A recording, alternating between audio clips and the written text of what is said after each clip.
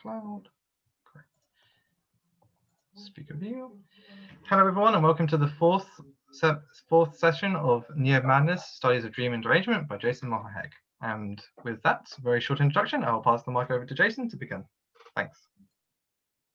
Hysteria is it's an intriguing, in a strangely playful way sometimes, which is my favorite madness.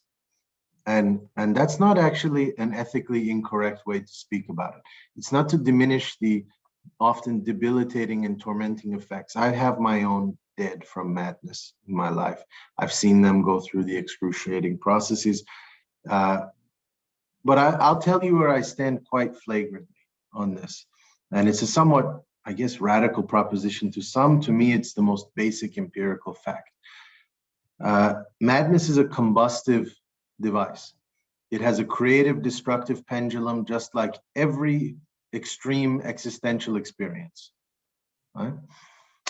It can be responsible for visionary instances, prophetic encounters, artistic breakthroughs. Socrates was almost definitely schizophrenic, Van Gogh is schizophrenic, and 1,000 other brilliant figures are manic, hysteric, paranoiac, obsessive.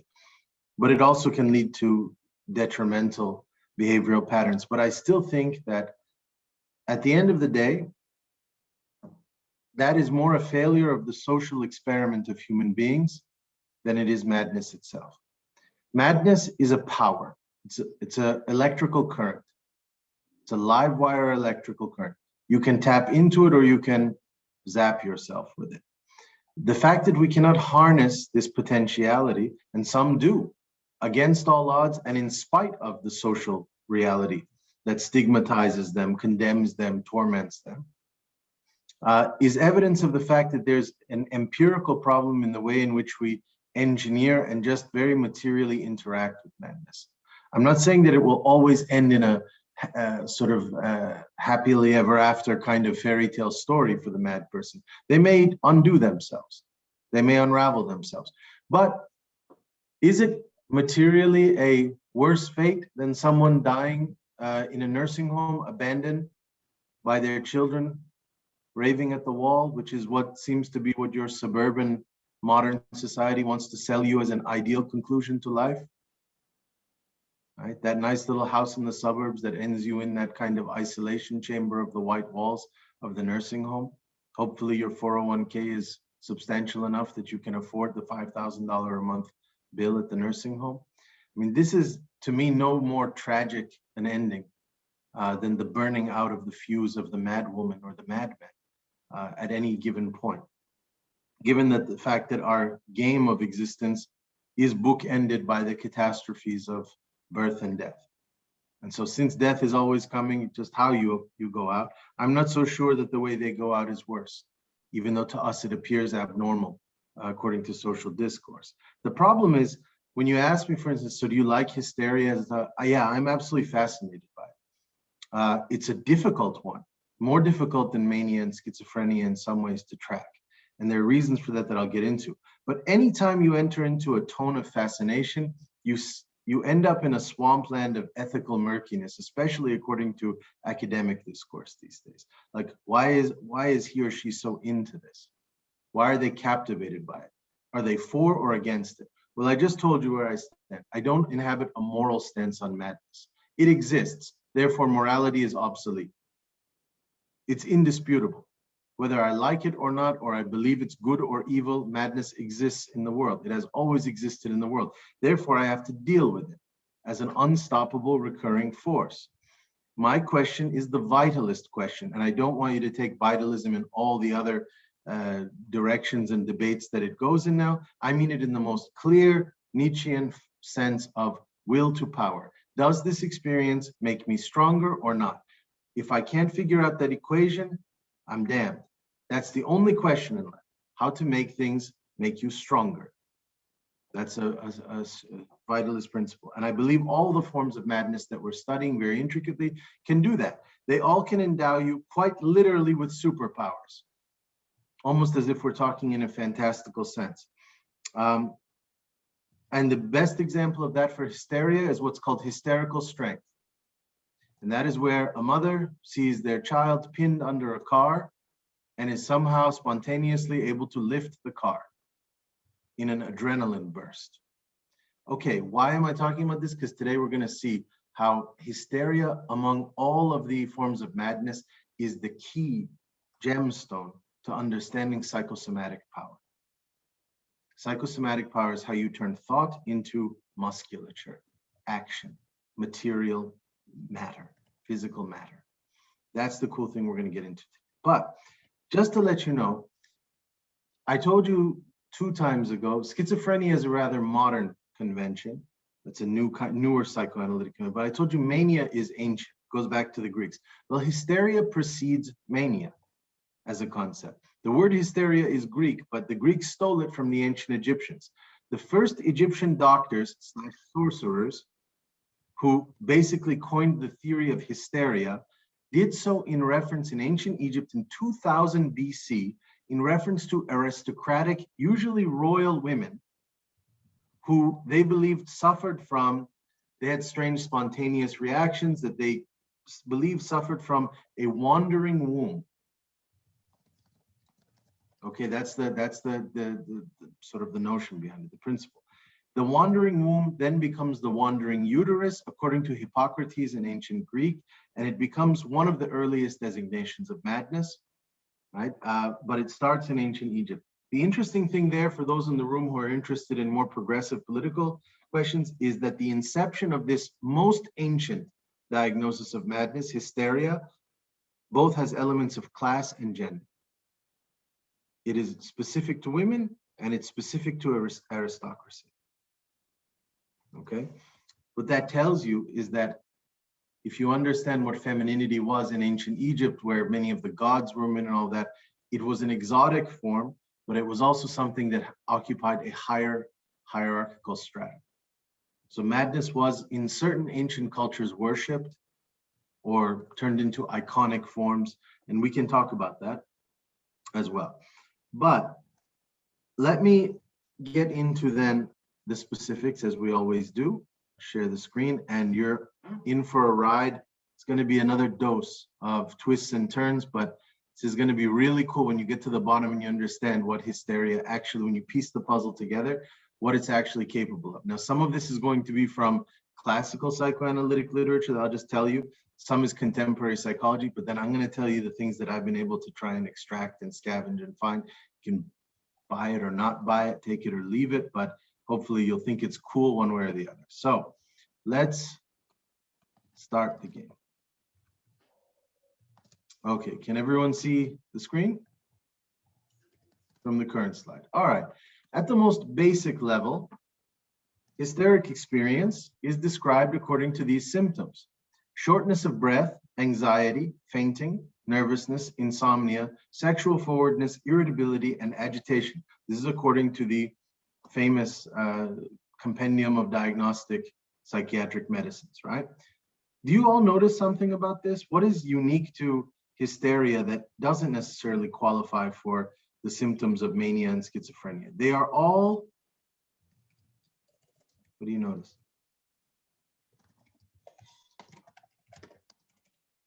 They're all of the body. They're all body, thank you. They're all physical.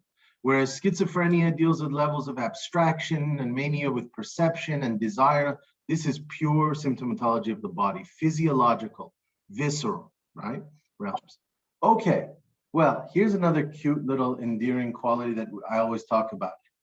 Psychoanalysis, whenever it realizes that one of its diagnoses is obsolete, they have to reshuffle their terminology. It's part of the power of jargon, right? They don't admit the failure necessarily. They come together, they have a consensus, and they say, the term we've been using for the past 70 years is now obsolete.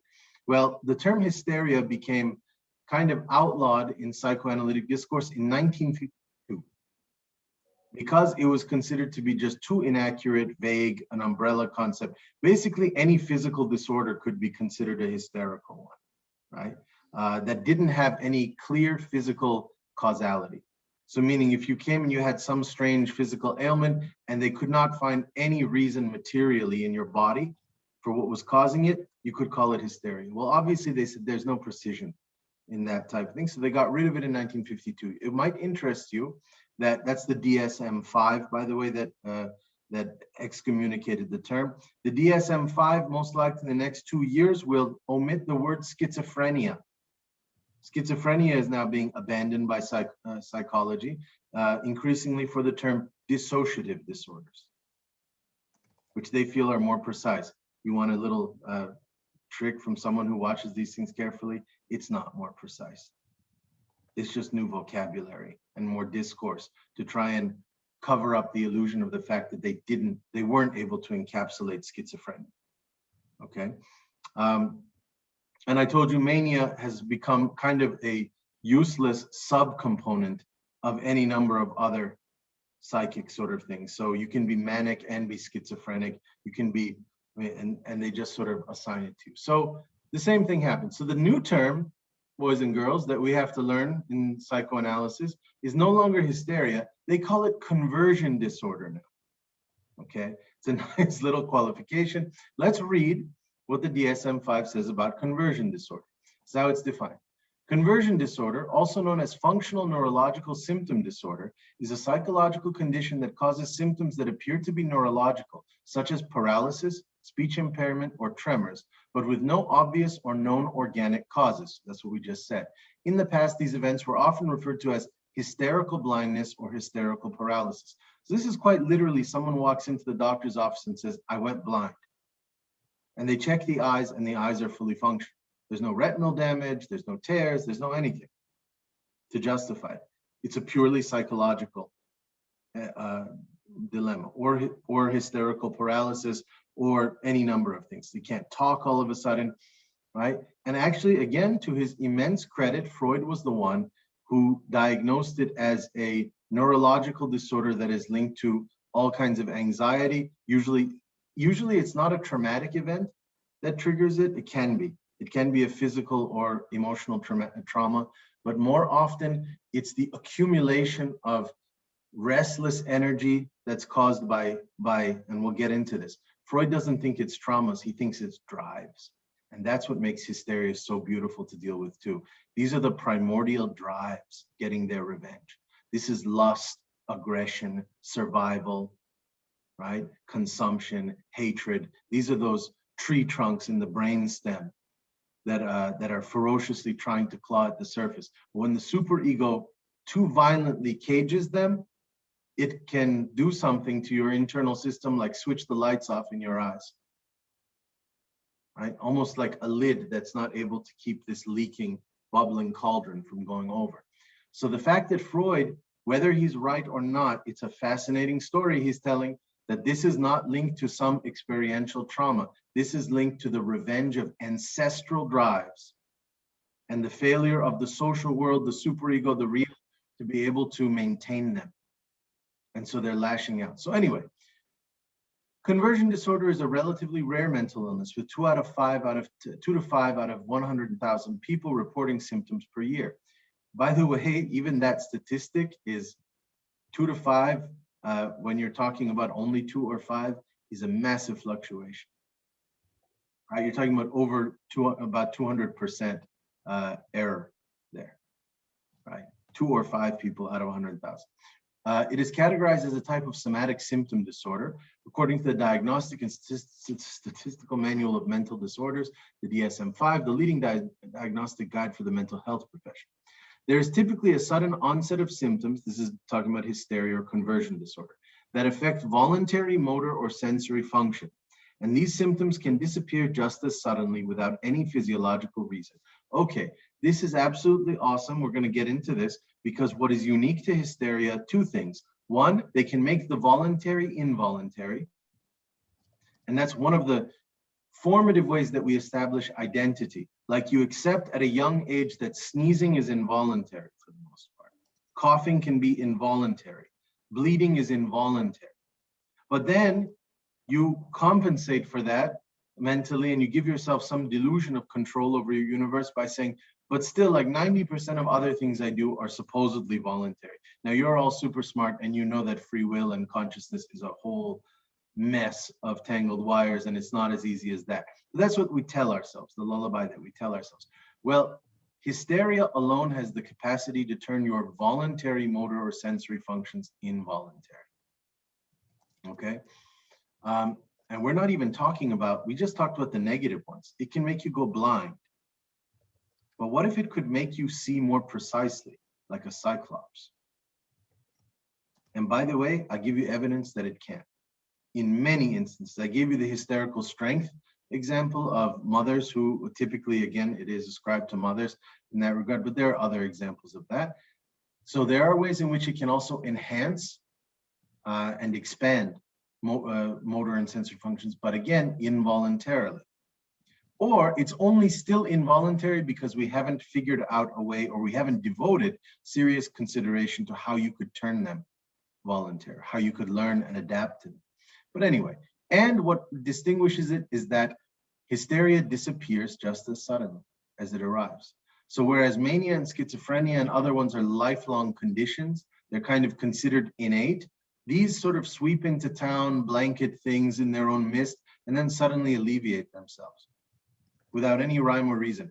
Isn't it great that how much of the DSM-5, which is a definitional and diagrammatic manual, keeps saying without any physiological reason or without any reason? It's a kind of cool paradox of writing a manual about something you claim you have no way of understanding. All right.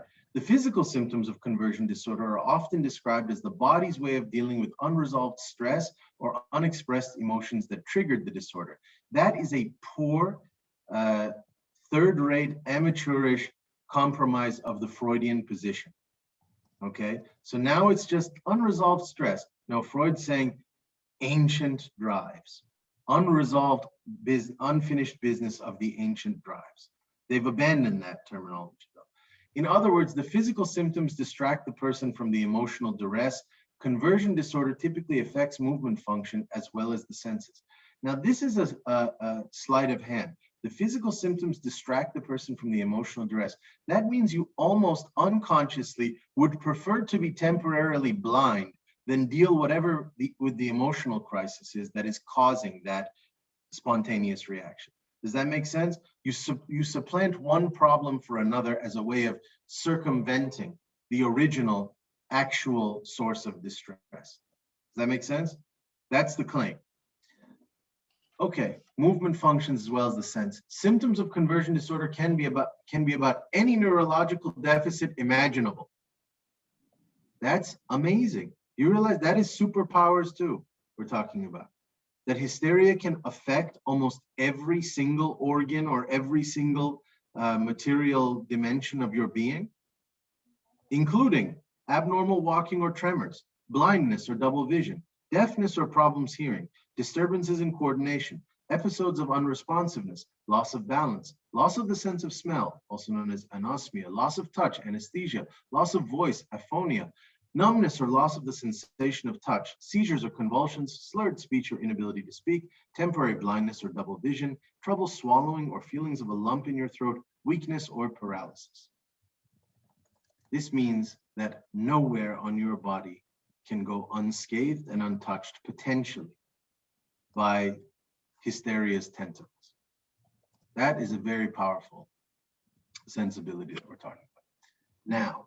Now we get into my insights, for whatever they're worth, into hysteria. And this is, again, in an unpublished book called Omnicide Volume 2 that's coming out in the next few months or so. I have reference to some of these things. So first of all, as I said earlier, what's fascinating about hysteria above all others is that it is the portal, ultimately, to the psychosomatic. It's the most obvious, explicit thing. Now, this is something, again, let's give Freud the immense credit of the one who was the first to realize there is an intimate relation between thought and physical action, and between energy and physical matter. That's a Freudian proposition. Someone is thinking obsessively about a certain thing, and it has a physical destiny attached to it. Not one that's as always so linear as they predict, but nevertheless, there is a relation between those things. And remember, who is it that diagnoses hysteria in the modern age as the first sort of modern psychoanalyst? Dr. Charcot, who you read about, and he's a neurologist. So he believes that the nervous system, the nerves, are precisely the transportative mechanisms between mind and body in that mind-body interface. That's a major understanding of the nerves. Interesting thing is that Antonin Artaud, the great schizophrenic, hysteric, manic, he has all of them, and he juggles them like a circus performer. He will tell you exactly this, and they are right. It is the nervous system. The problem with psychoanalysis is that they think the nerves are an interior phenomenon. They don't realize that they are an externalizing mechanism.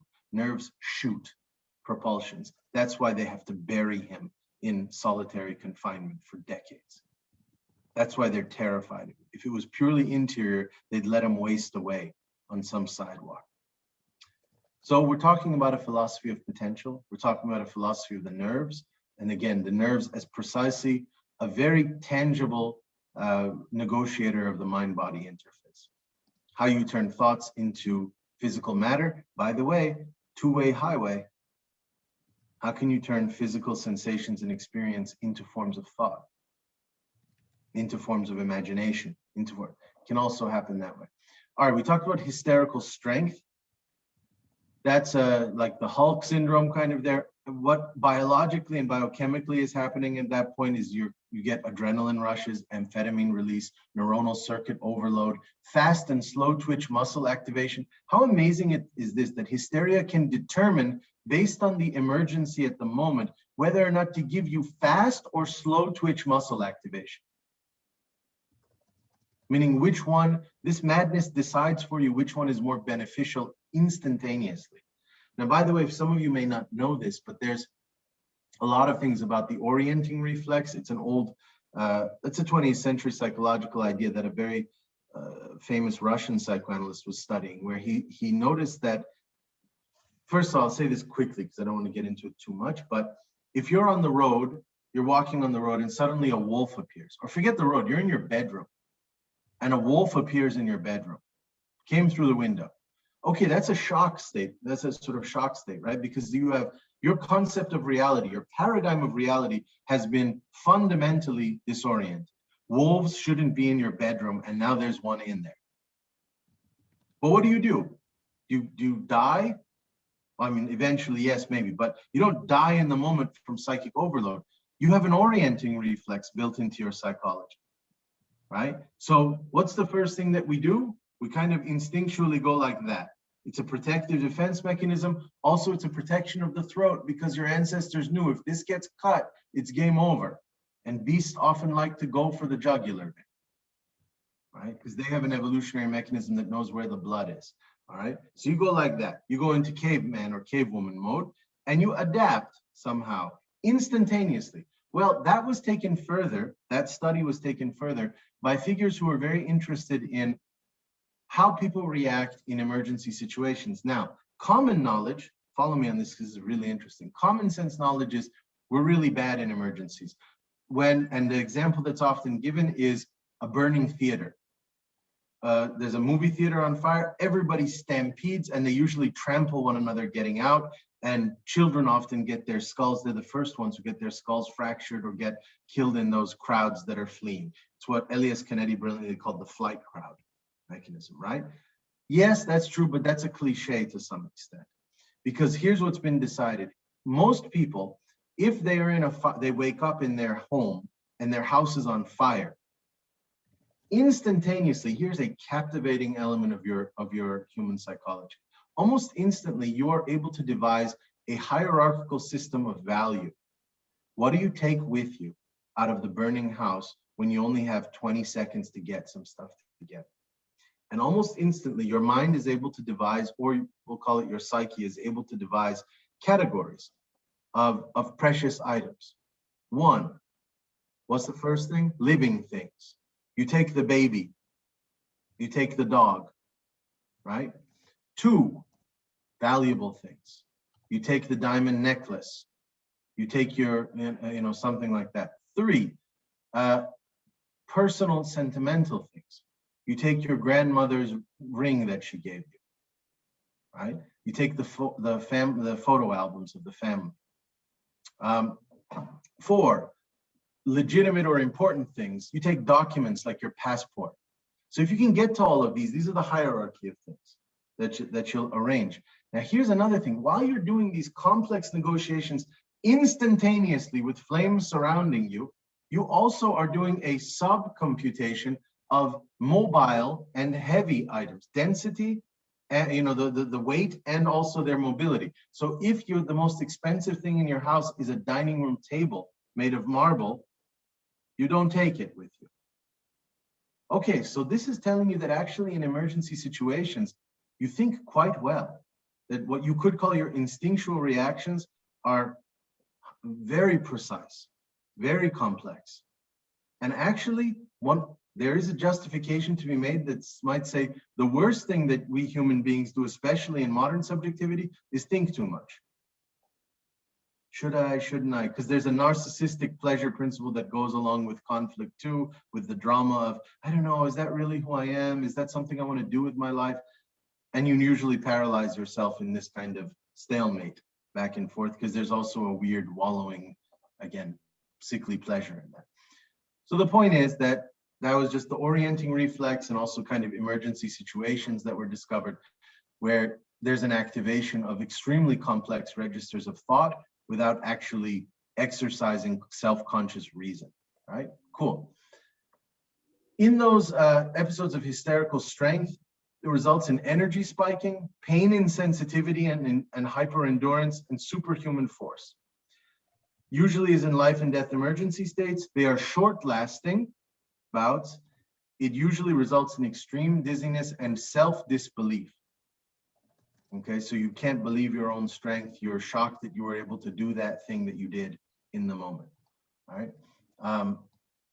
Again, one could say that if you look at Dr. Jekyll and Mr. Hyde, that paradigm, or even the Hulk, again, they've kind of physically manifested a monster figure as a way of capturing the schism, right, or the differential in your self-disbelief.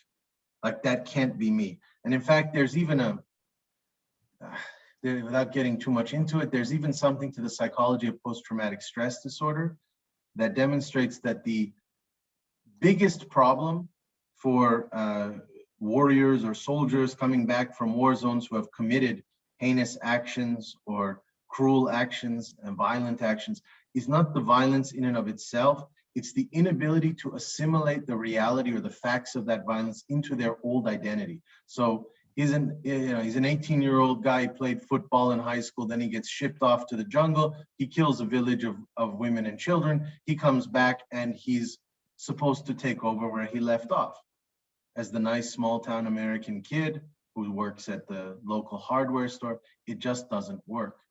The puzzle pieces don't fit. He doesn't believe that he became what he became out there.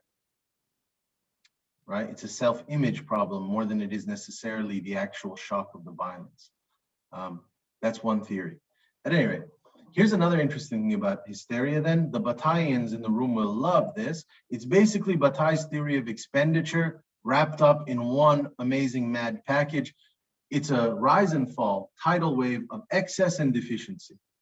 So the hysteria is less episodic, the way that mania and schizophrenia is. Episodic is kind of a horizontal axis of things. This is outburst, which is vertical. It's the accumulation that builds and builds and builds, and it's eruptive. Okay, so there's a verticality to it, like an elevator going up floors. It's often referred to as a state of emotional excess. The law of expenditure, as I just said. Now, this is the coolest thing then. How is it that hysteria, almost like a master accountant in your body, demands that if it's going to give you something, like an energy excess, it's going to take something away as a trade-off. So yes, you will have superhuman strength and you will go deaf. Or you will have insane courage, but you will go blackout, like in rage, like Achilles' rage, and you'll have no memory of it. You'll lose the faculty of memory in order to gain superhuman strength. Or you'll be able to endure torture and all kinds of amazing things, but you may lose your identity as a result of this, right? It's interesting. So what hysteria does is it almost negotiates a cost for existential experience, particularly extreme ones, right? You give something to get something. Something has to pay, right? Hysteria is susceptible more than mania and schizophrenia and the others to the power of suggestion. And we're going to get into this when we deal with mass hysteria, which is always triggered by rumors, right? A kind of paranoiac spreading of rumors. So there is a persuasive openness and a heightened vulnerability in hysteria, okay? Another thing, restlessness. These terms, fever, frenzy, and when you see it manifested in the rhythmic way that a hysteric often gesticulates, we're talking about shamanic trances, right? It's a state of entrancement more than anything else, which is based on restlessness, which is why all shamans and sorcerers throughout history make you sway. It's simple rhythmic susceptibility. Okay, I mentioned the ancient Egyptians, the wandering uterus. Freud, I mentioned that he thought hysteria was a manifestation of unconscious drives, a neurotic anxiety caused by suppressed primordial instincts like lust and aggression. And you'd be interested to know that he puts the Oedipal complex in that particular cartography. The Oedipal complex is Freud, it emanates from Freud's early studies on hysteria under Charcot. And he thinks Oedipal complex too isn't something that happened to Oedipus along the road. It's an ancient inheritance of a drive problem, right? So that's why it's not linked to that trauma. It's a more ethereal, primal trauma, if you want to call it that. Transience and self-disappearance, we talked about this, that all of a sudden hysteria happens and it spontaneously overcomes itself oftentimes, which is why, do you know what the number one prescription for hysteria is by psychoanalysts? Rest. Just go home and rest. It has a temporal ambiguity. There is no clear demarcation of how long hysterical outbursts will last. And as a result, the only way to really understand this is for us to embark upon a philosophy of mood. Because to say that then means we're in the domain of moods, because moods too, unlike emotions usually have some causality. Someone in your family is sick, makes you sad. There's a causality there, there's a rationality there. Mood though, you don't know why someone's in a bad mood, they're just in a mood. And even our language betrays and confesses our inexplicability and our even superstitious nature to it. Oh, Enda just woke up on the wrong side of the bed today. He's in a funk. The heck is that? I mean, these are completely vague terminologies of superstition to some extent, which means that's what the mood is, right? It's a mystifying kind of thing.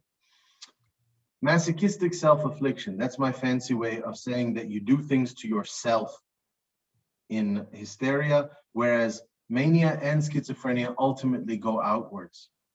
So there's a difference.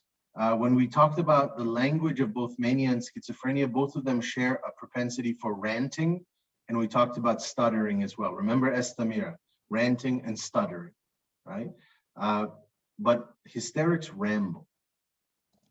And rambling is different, because rambling you do internal. It's talking to oneself, or even more scarily, to the nothing. Talking to no one at all. The schizophrenic on the bus comes right up to you and says, do you know Jesus is coming back next Tuesday? I've been talking to Jesus. And you go, dude, calm down. Can you keep it to yourself? And the answer is no. Schizophrenics are unable to contain their interior thoughts for the most part. And that's precisely why we said they shoot them like rays outside the body. That's why prophets often were depicted with halos, one might suspect, right? Because of that irradiation propensity that they possess. But here you'll see the hysteric often in a corner just rambling to themselves or not even to themselves. And there's a kind of a sad element of that in dementia as well, where you'll go to the nursing home and you'll see the elderly person just talking at a wall. And are they talking to themselves? Are they talking to death itself, which looms and hangs? Are they talking to the nothing? You know, there's a way of, there's a theorist once who said that anorexia, and again, this is not meant to belittle in any way. This is meant as an interesting way of looking at it. Anorexia is not to eat nothing. It's to eat the nothing. that may be what we're dealing with here as well, with the rambling effects. So also hysterical laughter, if you've ever heard that expression, means that it needs no causal event. No one told a joke, right? You just have a kind of explosive, eruptive gesture of spontaneous laughter at nothing in particular. That's a very, very powerful thing in hysteria, because to some extent, mania needs an object of desire. As much as I adore mania and I favor it in many ways in my own writing, it needs an object of desire. You need the clock or the stone or the razor or the white rabbit. And schizophrenia as well often needs triggers. Even if they can make up triggers everywhere, they can find, apophenia, you can find it in the stars. Still, it requires some outer reality. But hysteria seems to be able to summon these energetic states with no origin necessarily, and internally. So the great mystical Persian poet Rumi, Maulana Rumi, once wrote, here 2 quotes by him that I adore on madness. He said, "I spent my whole life banging on the doors of insanity, only one day to realize that I was knocking from the inside." It's a great line. I love that line, but why I'm bringing it and importing it for the sake of our hysterical analysis today is the idea of severe interiority, the idea of being within madness, right? And the second line that he says is, "Only a madman would wash a wound with blood." That's a line that someone like Jean Baudrillard later will call the fatal strategy. Fatal strategy is the idea that he advises, and he's kind of reading Bataille here in the Accursed Share, but he advises, he says, our instinct our social mechanism, our implanted conditioned social mechanism, when we are confronted with radical negativity, suffering, death, betrayal, injustice, hate, revenge, prejudice, is to either repress it or try to negate it. And that has been the terrible experiment of utopianism in the 20th century. Remember, all the genocidal dictators of the 20th century thought they were doing good stuff, thought they were cleaning up things, thought they were abolishing human suffering, human impurity, human betrayal, human treachery, human pain, and it compounds the violence. Well, Baudrillard says in Fatal Strategies, how about this? Next time the world throws something ugly at you, make it uglier. Make it the uglier than ugly, the monstrous. That's what he says, right? So one could see that hysteria in a way does that. And again, you didn't need Baudrillard to talk about the fatal strategy. That's what Maulana Rumi says. Only a madman would wash a wound with blood, meaning make it worse. Because there's some transformative effect that occurs when you intensify the violence. And that's what hysteria often does, which is why the correct, it's weird, if we wanted to assign geometrical symbols to the different madnesses, schizophrenia and all that, definitely hysteria has a spiral effect to it, okay, because of its verticality. All right. Dissociative fugue state. Here, I'll use their terminology because it's actually very cool. It's just the problem is that they believe in it. So but it's a wonderful explanation and speculation of its own. The dissociative fugue state is essentially when somebody, all right, so here's the exact definition according to them. Quote, one or more episodes of amnesia in which the inability to recall some or all of one's past and either the loss of one's identity or the formation of a new identity occur with sudden, unexpected, purposeful travel away from home. Okay, this happens every year in every state in the US and every country in Europe and all around the world. Police will find someone wandering the highway who has no recollection of who they are and how they got there. That's a dissociative fugue state. They bring them back, they're completely reasonable, they're usually calm, and they say, who are you and where did you come from? Do you have any idea? They have no clue. That's a dissociative fugue state. It can go on for weeks, it can go on for months, it can go on for years.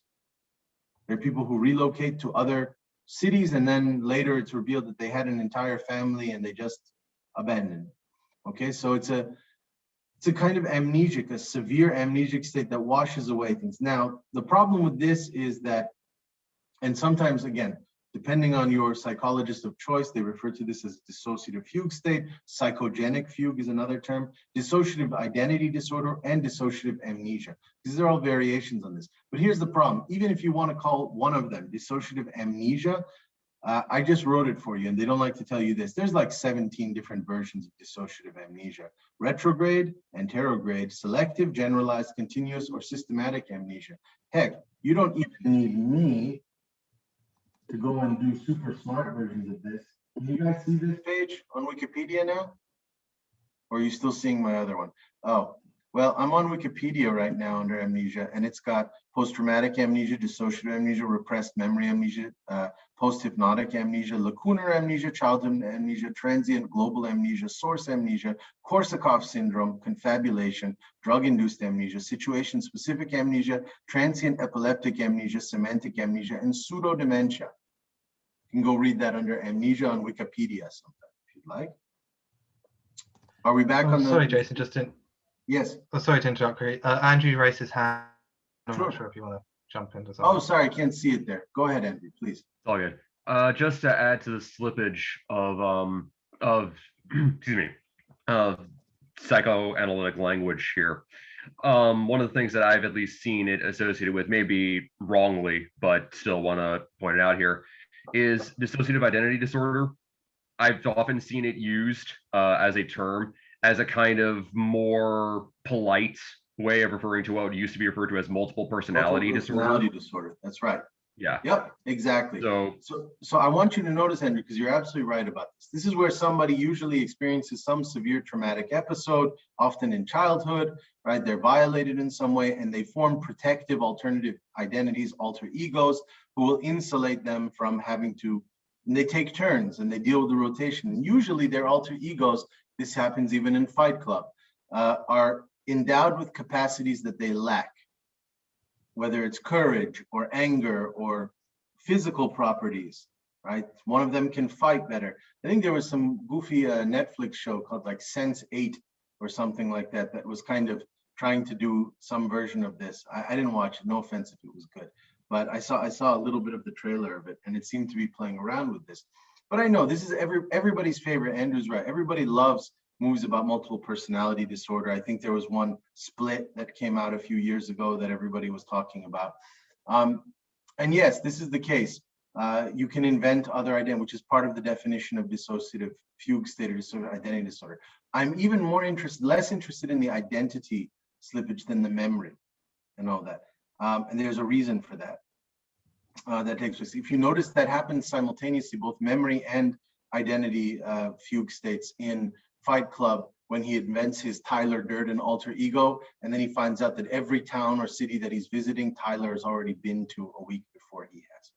And there's all these lost time lapses, kind of long spans of lapse time where he can't remember what he was doing between 12 midnight and 6 a.m. at a certain time. By the way, what that tells, this is an interesting sort of psychosomatic element of this. You would say, well, if you have multiple personalities, can one of them sleep while the others are doing work actively? Meaning, can the psychological subject become basically like a perpetual insomniac and on almost no sleep whatsoever, be generative as long as they're slipping between identities? The answer scarily is yes. Severe hysterics who have dissociative fugue states can usually go with about half an hour of sleep in an entire day, continually, right? Because they're at rest in certain dimensions of their identity. Okay, cool. Thank you for that, Andrew. That was a good clarification, of course.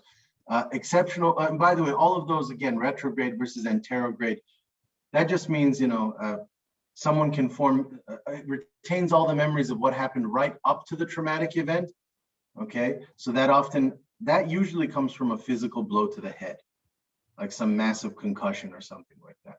And then there's the retrograde or anterior, that's where you can't form new memories, or something like that, or you don't have your old memories, but you can form new memories. It swings in all of these. So just to say that the fugue states are multiple as well. There is an exceptional reactivity that occurs. Now, here's what I want to mention about this. Slavoj Žižek, to his credit, broke out of his own psychoanalytic cages. his Lacanian kind of framework to some extent, but it's more the Freudian one. When he saw the movie Joker, and he said something quite profound and cunning, as he is apt to do from time to time. And he turned around and he said, quite brilliantly, that what he dislikes, and he hadn't seen the film yet, which is great because he did a massive critique of the film without even seeing it. But he said, I haven't seen the film yet, but I already dislike something intensely about it, which I consider dishonest. And I was like, okay, let me hear this. And he turned around and he said, what they're trying to do is humanize the Joker through this backstory of a persecuted, marginalized social outcast who has mental health deficiencies, who has a sick mother, who is poor, who is bullied, and give all of these kind of factors and rationales and reasonings for how he becomes the Joker. And he says, at some ethical level, that is a very progressive gesture. He goes, but it's also very stupid. And the reason for that is that there are millions of people walking the earth at any given time who are under the identical circumstances as Joker, and they don't become a maniacal clown who goes on a killing spree. They don't become an anarchic festival kind of iconic figure, right? So what he said is what's lacking there is, and it's true, half the people I talk to in Iran all the time have much worse material conditions than the Joker does in Gotham City. They're poorer, they're under a more totalitarian and oppressive system. And they're globally sort of isolated and always on the verge of revolution or war. Their stress is 10 times worse than the Joker in New York City, who has a bum job and a bad life and all of that. Trust me, okay, as a white man as well. Here's my point. What Zizek says is that what is lacking in the analysis is the miraculous contingency of his becoming.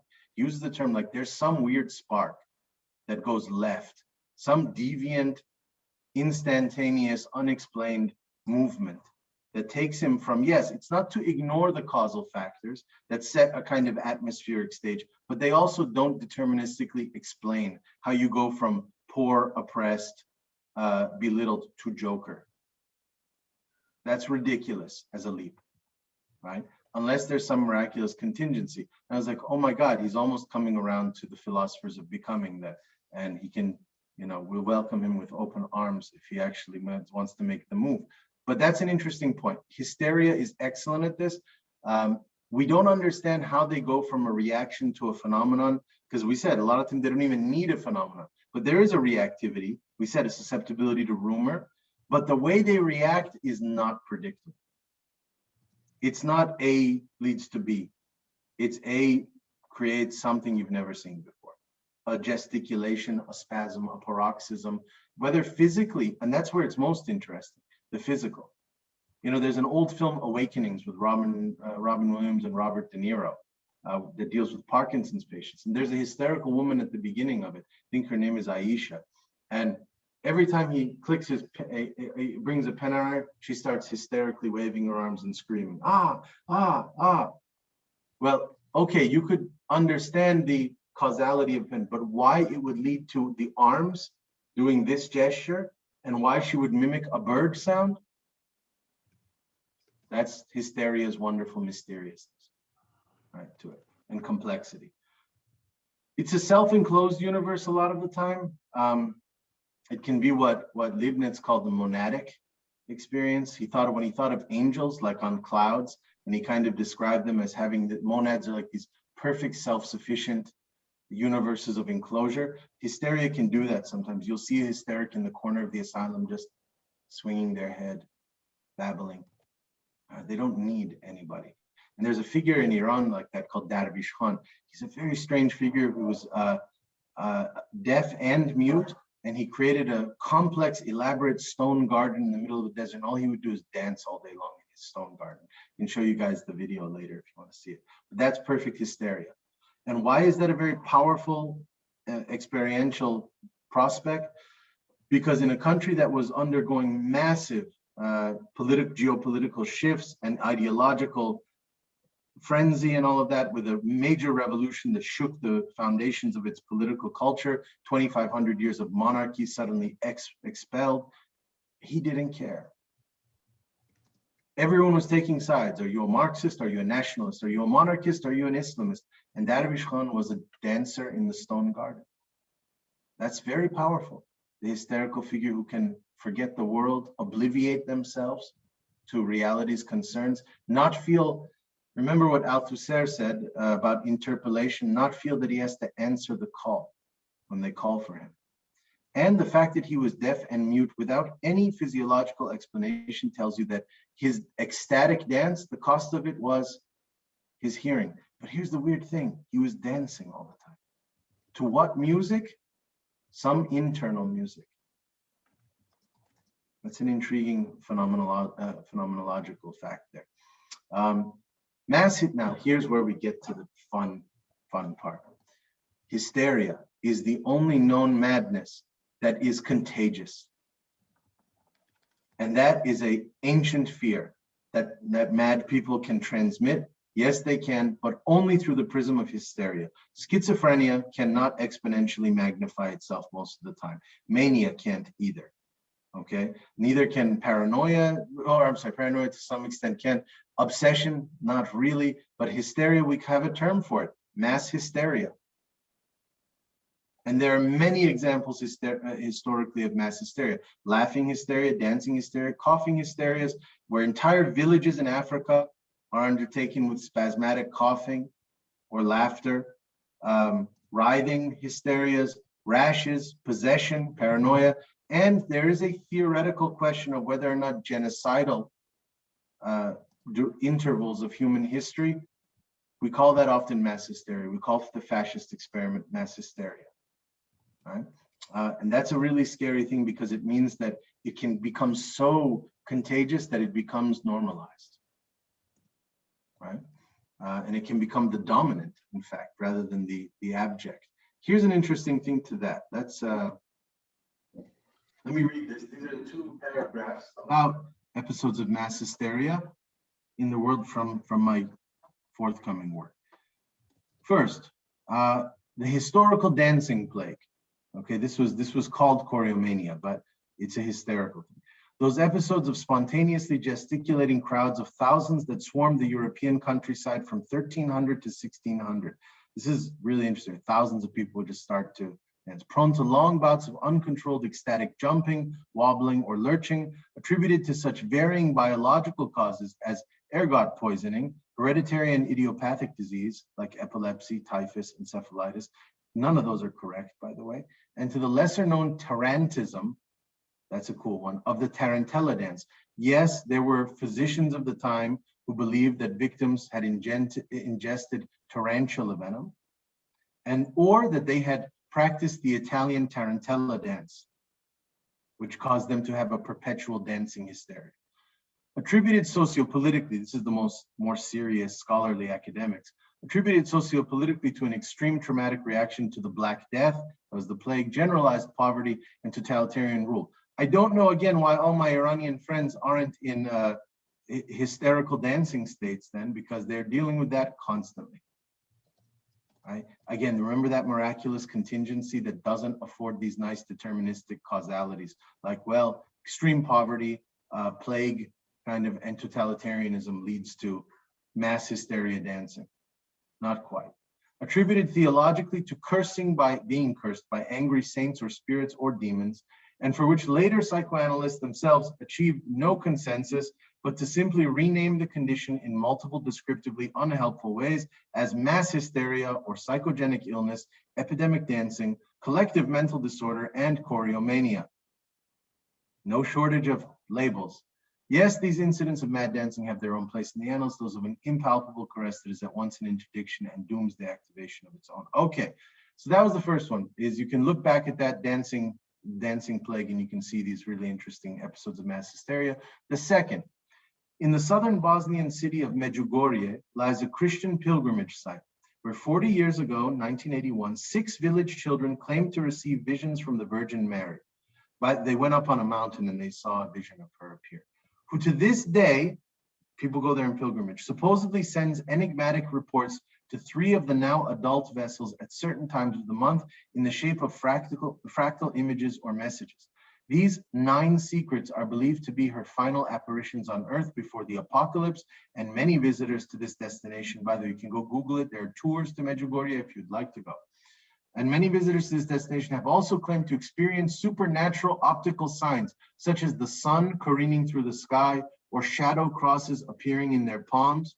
Psychoanalytic explanations of Medjugorje, yes, a bunch of psychologists have gone there to interview the children over time, the 6 children who claim to see the Virgin Mary and who monthly receive messages from her. Psychoanalytic explanations of Medjugorje have ranged from theories of the children suffering Oedipal ordeals. So this is what I love. One of the girls of the 6, her mother had just died. So the psychologist shows up and in their professional diagnosis says, obviously it's a projection of the lack of the mother. Okay, that's great. What about the other 5, Sherlock? That explains, possibly her. All right. Anyway, Oedipal ordeals to auto-hypnosis and auto-apparitional syndromes. And the child seers have even been subjected to multiple electro-oculogram readings to ascertain the cause of their prolonged collective psychokinesis, which is to say an influence on physical subjects and objects without physical energy, meaning that there is no Virgin Mary in material reality, but she continues to exert influence on them from some transcendent inexistent sphere. That's psychokinesis, right? But what consistently baffles, I love this, I swear I've spent hours reading this research. What consistently baffles such subject-centered investigations time and again is the high degree of synchronism across these visionary instances. Okay, this is a fancy way of me saying this. They went and they studied the children while they recounted what the visions are like while they're having the visions, and it terrifies them to discover that they have almost identical frequencies of reaction time, speed, motion, facial expression, and eye blinking patterns. And they're in different houses in the village. You and I and Romulo and Andrew and Heather and I could spend years trying to perfect synchronicity of eye blinking patterns in a conspiratorial dramatic production, and we wouldn't be able to pull it off. Never mind 6 kids for 30 years, 40 years at this point, right? Yeah, They don't know how to explain that. Yes, Romulo. I think it even testifies even better to this is the fact that I think the second apparition of this Virgin Mary in Portugal, it was to 50 people or something, like 60 people at the same time. That was the Fatima one. Yeah, there was another one, exactly. And that happened in Portugal, right? Yeah. The extent to which it was a copycat of Medjugorje, that's an interesting question of the contagiousness and the rumor and the persuasive effect as well, right?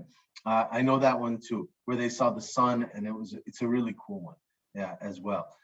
Point is, yeah, where's this extreme synchronism coming down? Where, by the way, do you know what the only place where they find in the entire animal realm, across all species, where they find this level of synchronicity in bodily movements and is birds flying in perfect V formation. They also have the same eye blinking patterns that's been studied.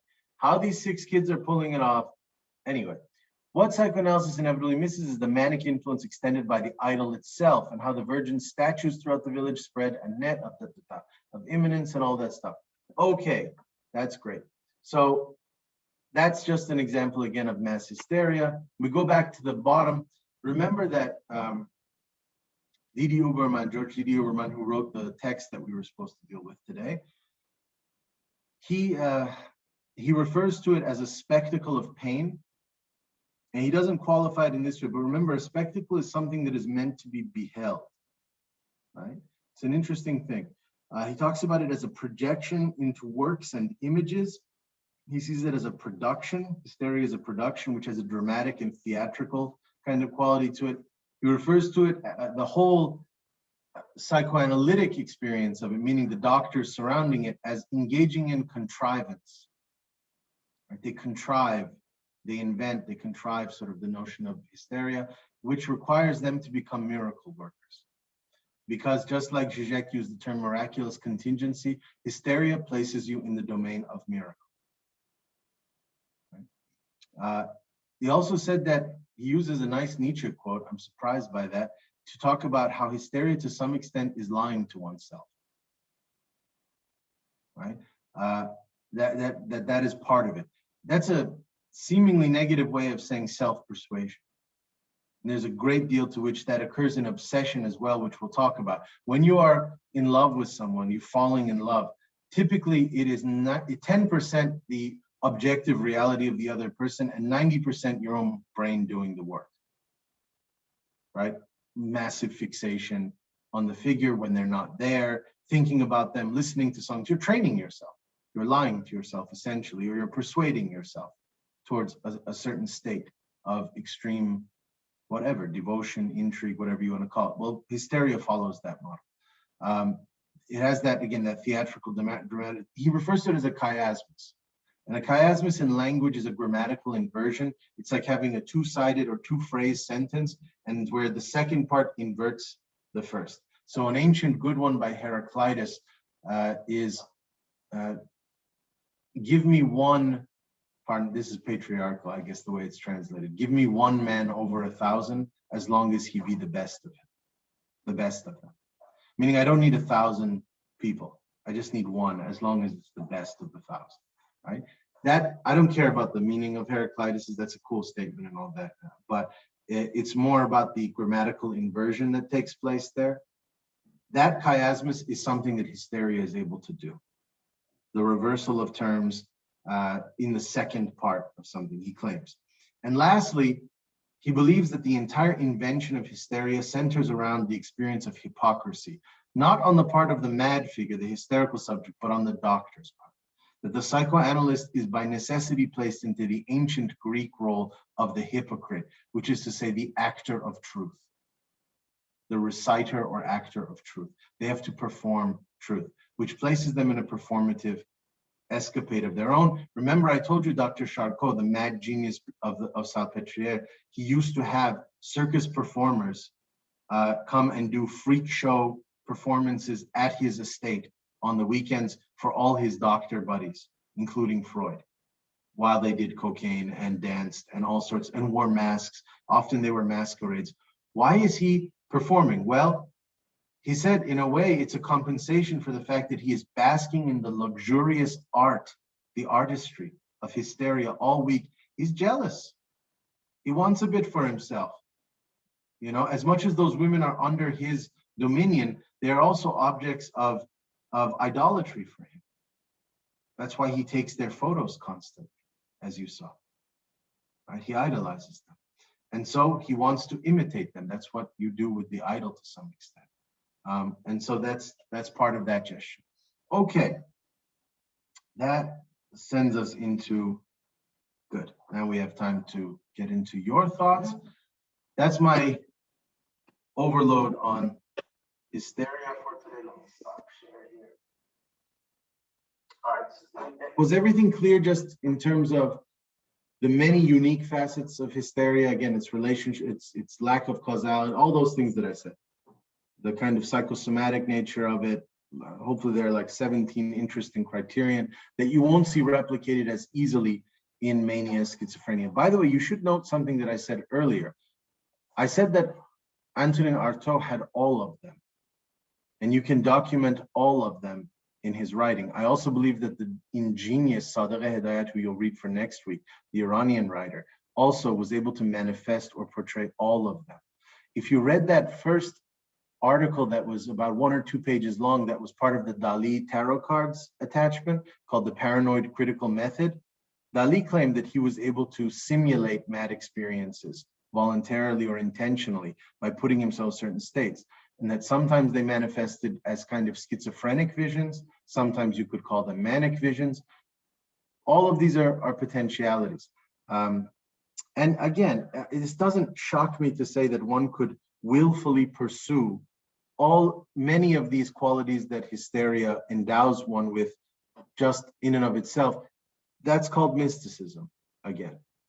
You've got millennia of people in mystery cults, in Sufism, in monastic orders who are able to exhibit hyper endurance. Where do you think martial arts comes from? Right, kind of monastic orders that are able to what they call focus or concentration or meditation is to some extent a hysterical, kind of a willful hysteria. It doesn't necessarily have to overperform or over-exaggerate itself the way that we see it. sort of in the European context of the flailing women in the thing. Maybe you flail your arms in Kung Fu forms instead. But isn't that a sensory motor reflex that comes from an intense state of thought? So there's something psychosomatic in martial arts. There's something psychosomatic in whirling dervishes. There's something psychosomatic in all kinds of mystical possibilities that go on there. And there's a certain masochistic tendency that goes on there, that they do things on. Anyway, all of those things can be talked about. We're partially trying to figure out, by giving you guys these images and saying sculpt it. It's a very interesting existential experiment that most people wouldn't run. If you wanted to give yourself one of these symptomatologies of hysteria, could you do it if you spent enough time? It would be a lot of trial and error. It would be a lot of practice, sort of at the most material level. But I happen to believe that many of these things can be summoned. So anyway, cool. Everybody tell me what you worked on for the week then. Somebody go before we get to the 3 presentations in 45 minutes or so. Let's jump in. Okay, can I just go quickly? Because I just had sort of like loose notes for this, because Sure. I found what I find interesting about the hysteric, the figure of the hysteric, and I was glad you said this at the start, is for me they remind me of like Nietzsche's like radical monism, when he says I am the body entirely. And it's kind of like that. When if you've ever been around people who have been in these kind of states, which you could liken to hysteric states, it feels very much like that. That everything is like just pulsating. They are body entirely. And also as well, I was thinking, reading the prescribed text for the week, thinking back to the figure of Cassandra, when you were talking about you get something, but you take something is taken away. Beautiful. And think about Cassandra and her origin of, she refused to have sex with Apollo, he spat in her mouth, so she should have this gift of prophecy but never to be believed. And then think about that like in the literal sense of what you were saying there, like having this tremendous gift but then this severe lack. And then also as well, to put it in perhaps like a more like kind of banal like setting, is the figure of Dora, who was later like revised as this girl who was confessing something, sexual abuse, and for then her later to be disbelieved, or for Freud to contrive it in a different way and invent the kind of like Oedipal, like electro complex sort of around it. So that's kind of where my kind of like loose thinking for this week went. Definitely. And you know, even we qualify what body means further when you get to like Deleuze's intervention, body without organs and all of that, and you start going further. Even the body has a lot of bad psychology sort of wrenched into it. You know, the body thinks too, and it sometimes thinks poorly. There can be a romanticization of the body, but the problem is not the body itself. The problem is that the world got to your body as much as it got to your mind. Right? You know, and before you even had a chance, you weren't born on an island. They started imprinting and tattooing and inscribing all kinds of codes and identities and mechanisms, desires into the body, in as much as they attack the mind.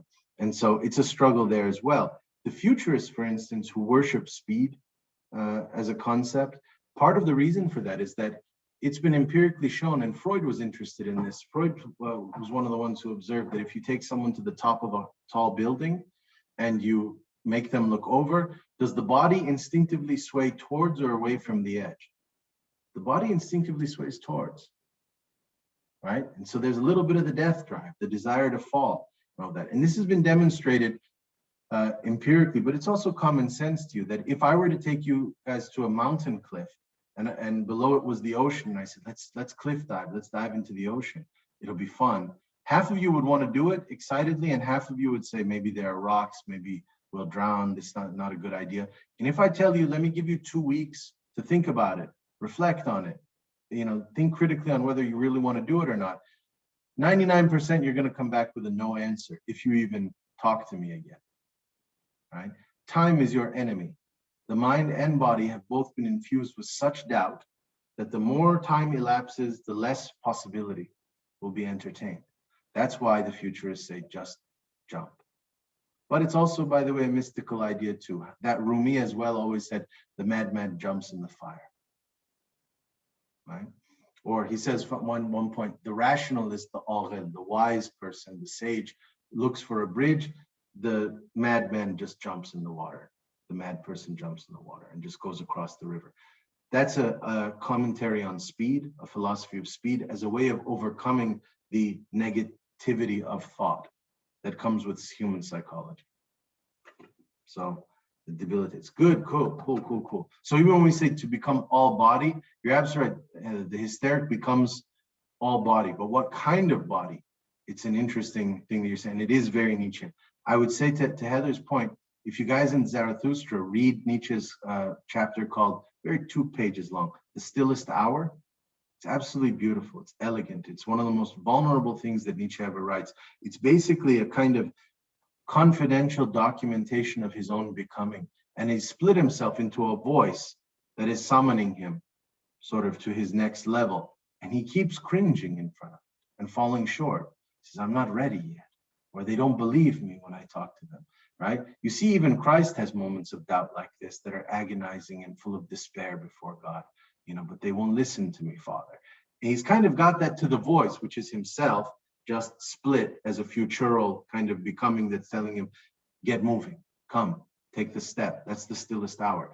And if you count how many times he refers to trembling in those 2 pages, and I trembled, and my voice trembled, and my body trembled. The trembling is there. And he didn't read Kierkegaard, Fear and Trembling. Most likely they didn't cross paths in any even literary sense. But there you go, Andrew, the I'm not ready moment. That's the Garden of Gethsemane. Yeah, a lot of priests don't like to talk about that moment before the crucifixion where he's telling God, I'm not ready for it. This is too much, let me off the hook. Nietzsche's got that extreme vulnerability too. By the way, interesting thing, since we talked about gender with relation to hysteria, do you know that the #1 most stigmatizing accusation against Nietzsche after he died about his writings and why he was dismissed by the Academy in Philosophy, that he was too effeminate a writer? It's one of the most recurring critiques of Nietzsche is his effeminacy, and his effeminacy coming from what they perceive as, one, his sensuality, especially in Zarathustra, that there's too much body, and there's a kind of fear factor of that, a paranoia of feminine, sort of the feminine relation to the body. You see that even in witchcraft and things like that. And then also his vulnerability, the exceptional vulnerability. So yes, he's got the philosophize with a hammer, kind of moments and all that, the brute force sort of element of him, but he's also got that other side, which if you catch him in the stillest hours, you see him shivering. And he documents that in a way that no philosopher of his time would ever go near. So anyway, cool, what else we got? Does anybody have an image or a figure or a quote? Or you create a hysteric this week you'd like to share?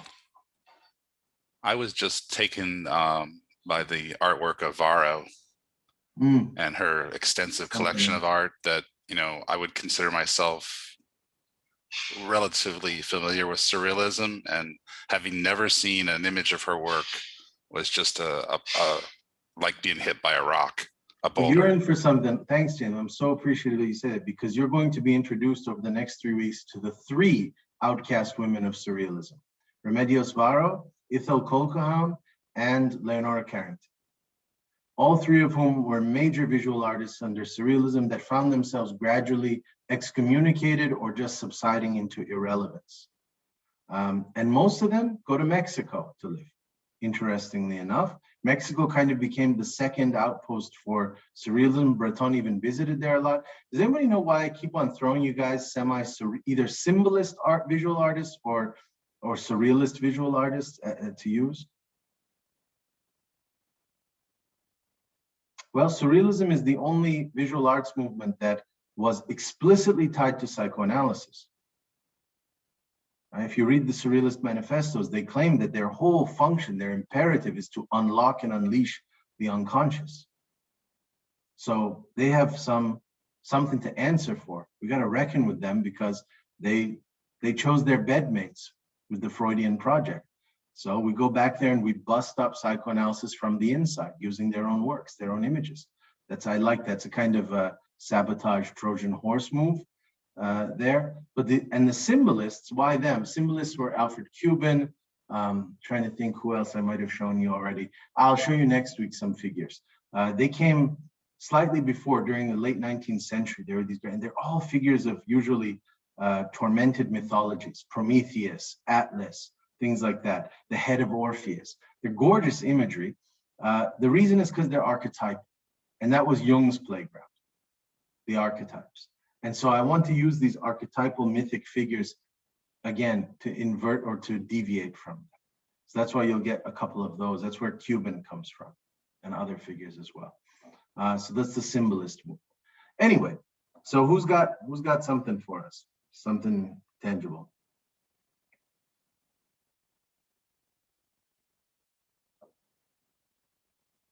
If you don't go, I'm going to be forced to go. Trust me, you don't want that. I'll give you my hysterical prototype. I've got it ready. I'll go. Thank you. Please. So okay, give me just a second to share my screen. Mm-hmm.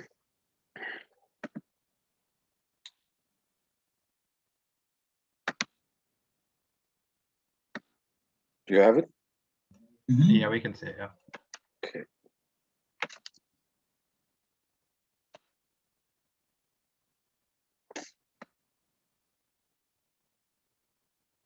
Okay.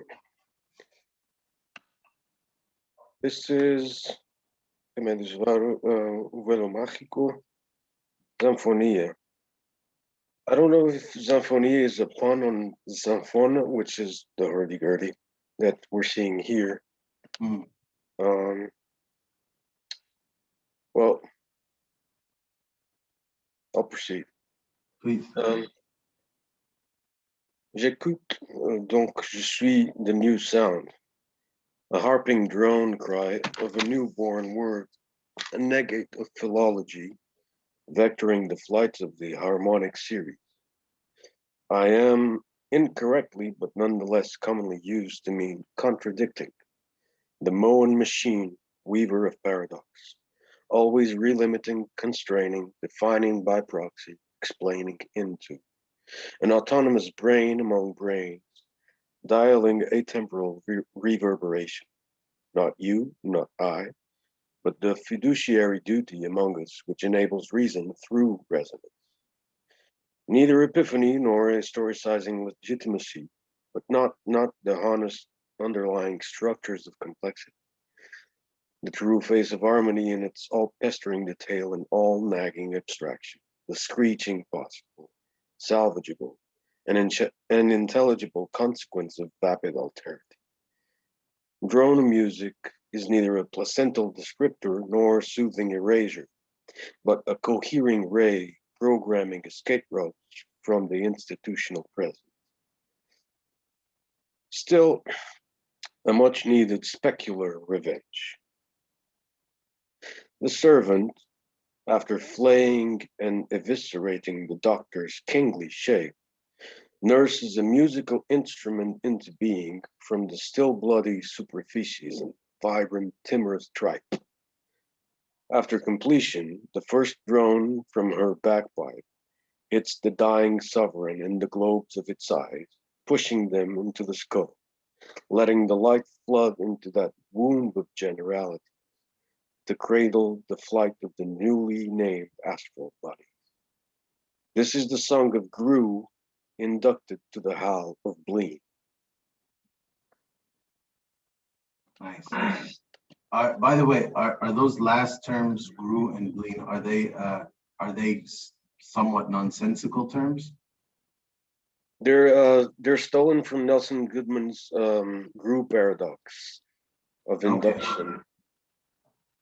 I didn't know. So are they nonsensical terms, Felipe, in his work? Like, sorry? Are they nonsensical terms in his work, or are they names, like proper names of something in his work? For example, if green is a category, GRU is the category that includes blue and green. I see. So okay, they're not nonsensical.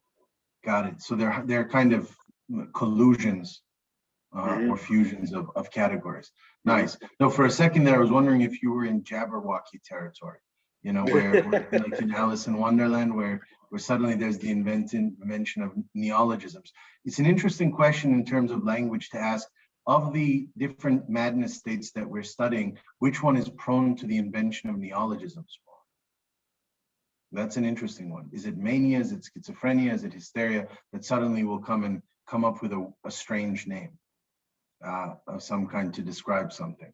Hysteria, and the answer is that schizophrenia will invent the name as a proper name. So if you go back to Don Quixote by Cervantes, he will come up with terms like the enchanter for his, mysterious enemy. Schizophrenia often noticed with Estamira as well, the punster, the astral father, the hypocrite, the scoundrel. But often they're neologistic in the sense that they're weird, but expressive terms, but they usually have a preset meaning, right? They're usually based in some precedent of language. An actual word that comes out of nowhere and is just kind of a phonetic utterance. Schizophrenia can do that, but that's more hysteria. Hysteria often will go back to sounds a lot of time. That's even something that Charcot noticed, is that, and you said moan machine, right? And that's exactly what it is. It's a perfect way of describing it. By the way, an interesting thing when it comes to visceral, expressive, pre-linguistic or post-linguistic or non-linguistic ways of expressing oneself, moaning, sighing, screaming, howling, right? One after another of those, is that they often are collusions of affective states. If someone moans in another room, it could be extreme pain or extreme pleasure, or even more terrifyingly, both, right, simultaneously. And that's why language needs to sanitize the crime scene of reality by asking a question. Felipe, how are you doing today? I'm good. If you give me a hyphenated, I'm good, bad, game over. It dissolves the social issue, because one, I don't really care. It's a formality, right? It's just a technical courtesy to allow you to go on your business and me, and so that we can collectively cover up the fact that we are just killing time as time kills us. This is just a big, goofy performance of artificial, terms and all of that. But even more than that, it's just that meaning, the regime of meaning starts to collapse and fall apart if you start to mix and blur like some alchemist, or some witch's brew. So that's what the moan does. That's what the howl does. You've got the howl of the warrior in battle. You've got the howl of the lone wolf, literally a wolf, which is a kind of a melancholic solitude. And all that. It can be rage. It can be pain. It can be, and also, by the way, what it demonstrates, these things, is that the opposites that we have created, that happiness is the opposite of sadness, those don't hold either. Those are arbitrary designations. Who says the opposite of sadness is happiness? Who says it's not rage or indifference or any number of, or lust or any number of other things? You follow? So that's a great point. You had a lot of other things too. You used the word vector at the beginning. Perfect. Great term, kind of scientific term to understand, to try and figure out that hysteria is often, but also the other ones to some extent, but really hysteria is a system of vectors in a lot of ways. That's great. Paradox, you mentioned autonomy. When we were talking about monads, when we were talking about, you picked up on it. In almost all of Remedios Varo's, you see the isolation and the autonomy of her figures. They're like in little bubble worlds of their own. Right? There's no sense really of, not a lot of collectivity. They're usually, sort of in their own remoteness, their own seclusion. And that's dangerous. This sovereign figure, this autonomous figure that doesn't need to, again, answer to the world. But you did mention a fiduciary relationality. And that's when we were talking, fiduciary is like an inheritance. When someone is entrusted, it's a gesture of trust. But remember, we're talking about debt and that one part of your body has to pay. You know, Beckett had something very ominous that he said once, and I may be completely hallucinating this into how I read Beckett. I don't remember if he actually said it or I think he just does it, but I believe that reading Beckett has a time release capsule effect of taking what is owed to him at some point later when you're not looking. You cannot just enter Beckett's universe in a free ride, free pass, free ticket. He's going to take stuff from you. You know, it's a luxury item that he's offering you. He's going to gut you in some ways. But the problem is that he hits at that imperceptible kind of buried realm of being. If you want to call it the unconscious, I wouldn't call it that for Beckett. He hits in the shadow regions where you're not even in communication with those facets of yourself. So you don't realize you've walked away feeling fine, but it's scorched earth in that territory where his words hit you. So you have one or two ways of reading him. Either you've got to get right with those territories, learn that terrain, so you can manipulate and maneuver against Beckett, where he actually plays you. He doesn't play you face to face, right? So, or you just have to realize that he'll take what's owed to him, and he always wins. I never underestimate him in that regard. So that's the fiduciary thing. By the way, there's something interesting to that too. Almost all these figures, and this is fiduciary means trust at some level. It's again about a relationship of trust. You embed trust, or you like making someone the executor of your will is a fiduciary sort of gesture or obligation. Why anybody reads Kafka when he is the most untrustworthy narrator? And I mean this ethically too. It's not clear why he is telling you this story. It's not clear what he wants of us, what his expectations are. Remember, he didn't actually want any of us. We're trespassers. He wanted his work burned. He didn't publish it. His last wish on his deathbed was to burn all his manuscripts. So we are trespassers and intruders into his work. But even the way he negotiates his narrative responsibility is, we're going into a forest now. Why you would ever walk into a forest with Kafka, I have no clue. Because there's no sense of an ethical orientation whatsoever that models the author-reader-God-subject relation that we usually follow, which is that God may be imposing knowledge on you, but has your best interest in mind, almost parentally. Not Kafka. He's the bad uncle that you should not hang out with. So there's something about the fiduciaries, because I would say that about every one of Remedios Varo's images too. I wouldn't trust anyone that she conjures into being. You know, it's like the Mad Hatter. That's why it's a fairy tale-esque element to her stuff as well. Sitting down at a table with them, they will just as likely invite you as they will poison you. And their eyes don't reflect any particular stability of compassion or solidarity with the human race. They're what? Here, Marx is in the room, get ready. It's going to be my one shout out to Marx. It's kind of a loss of species being, to use his term.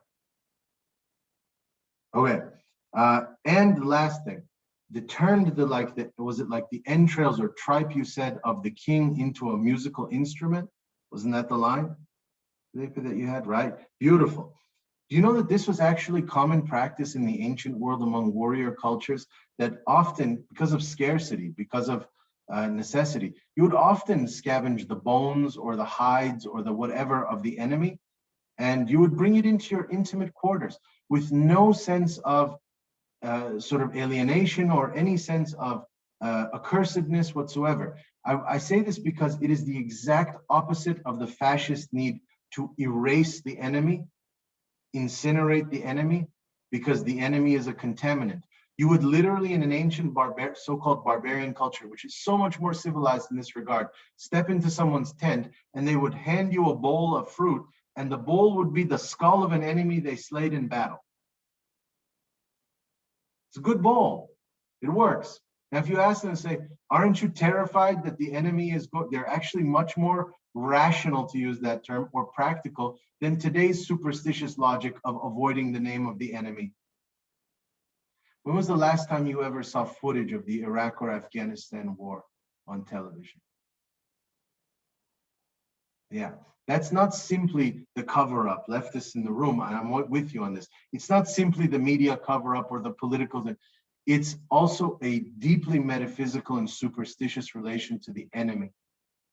As like Voldemort, don't say the name. Whereas in the ancient world, you often had poems recited to the enemy. And even better, you didn't negate them and inferiorize them. You exaggerated their powers. Because if you're going to die tomorrow, you want to die to the best.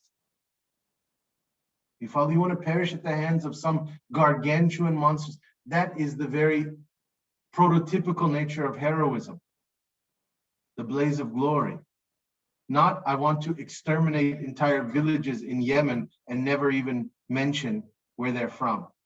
That's despicable, dishonorable, cowardly, metallic, modern warfare by my standards. Do you know how grotesque it is for me to read Middle Eastern poetry about drones hovering in the sky, raining fire on villages? You never even get to see the enemy's eyes. You never even get a fair fight. There's nothing. I'm not pro-ancient war. I'm just saying this is something gross beyond measure.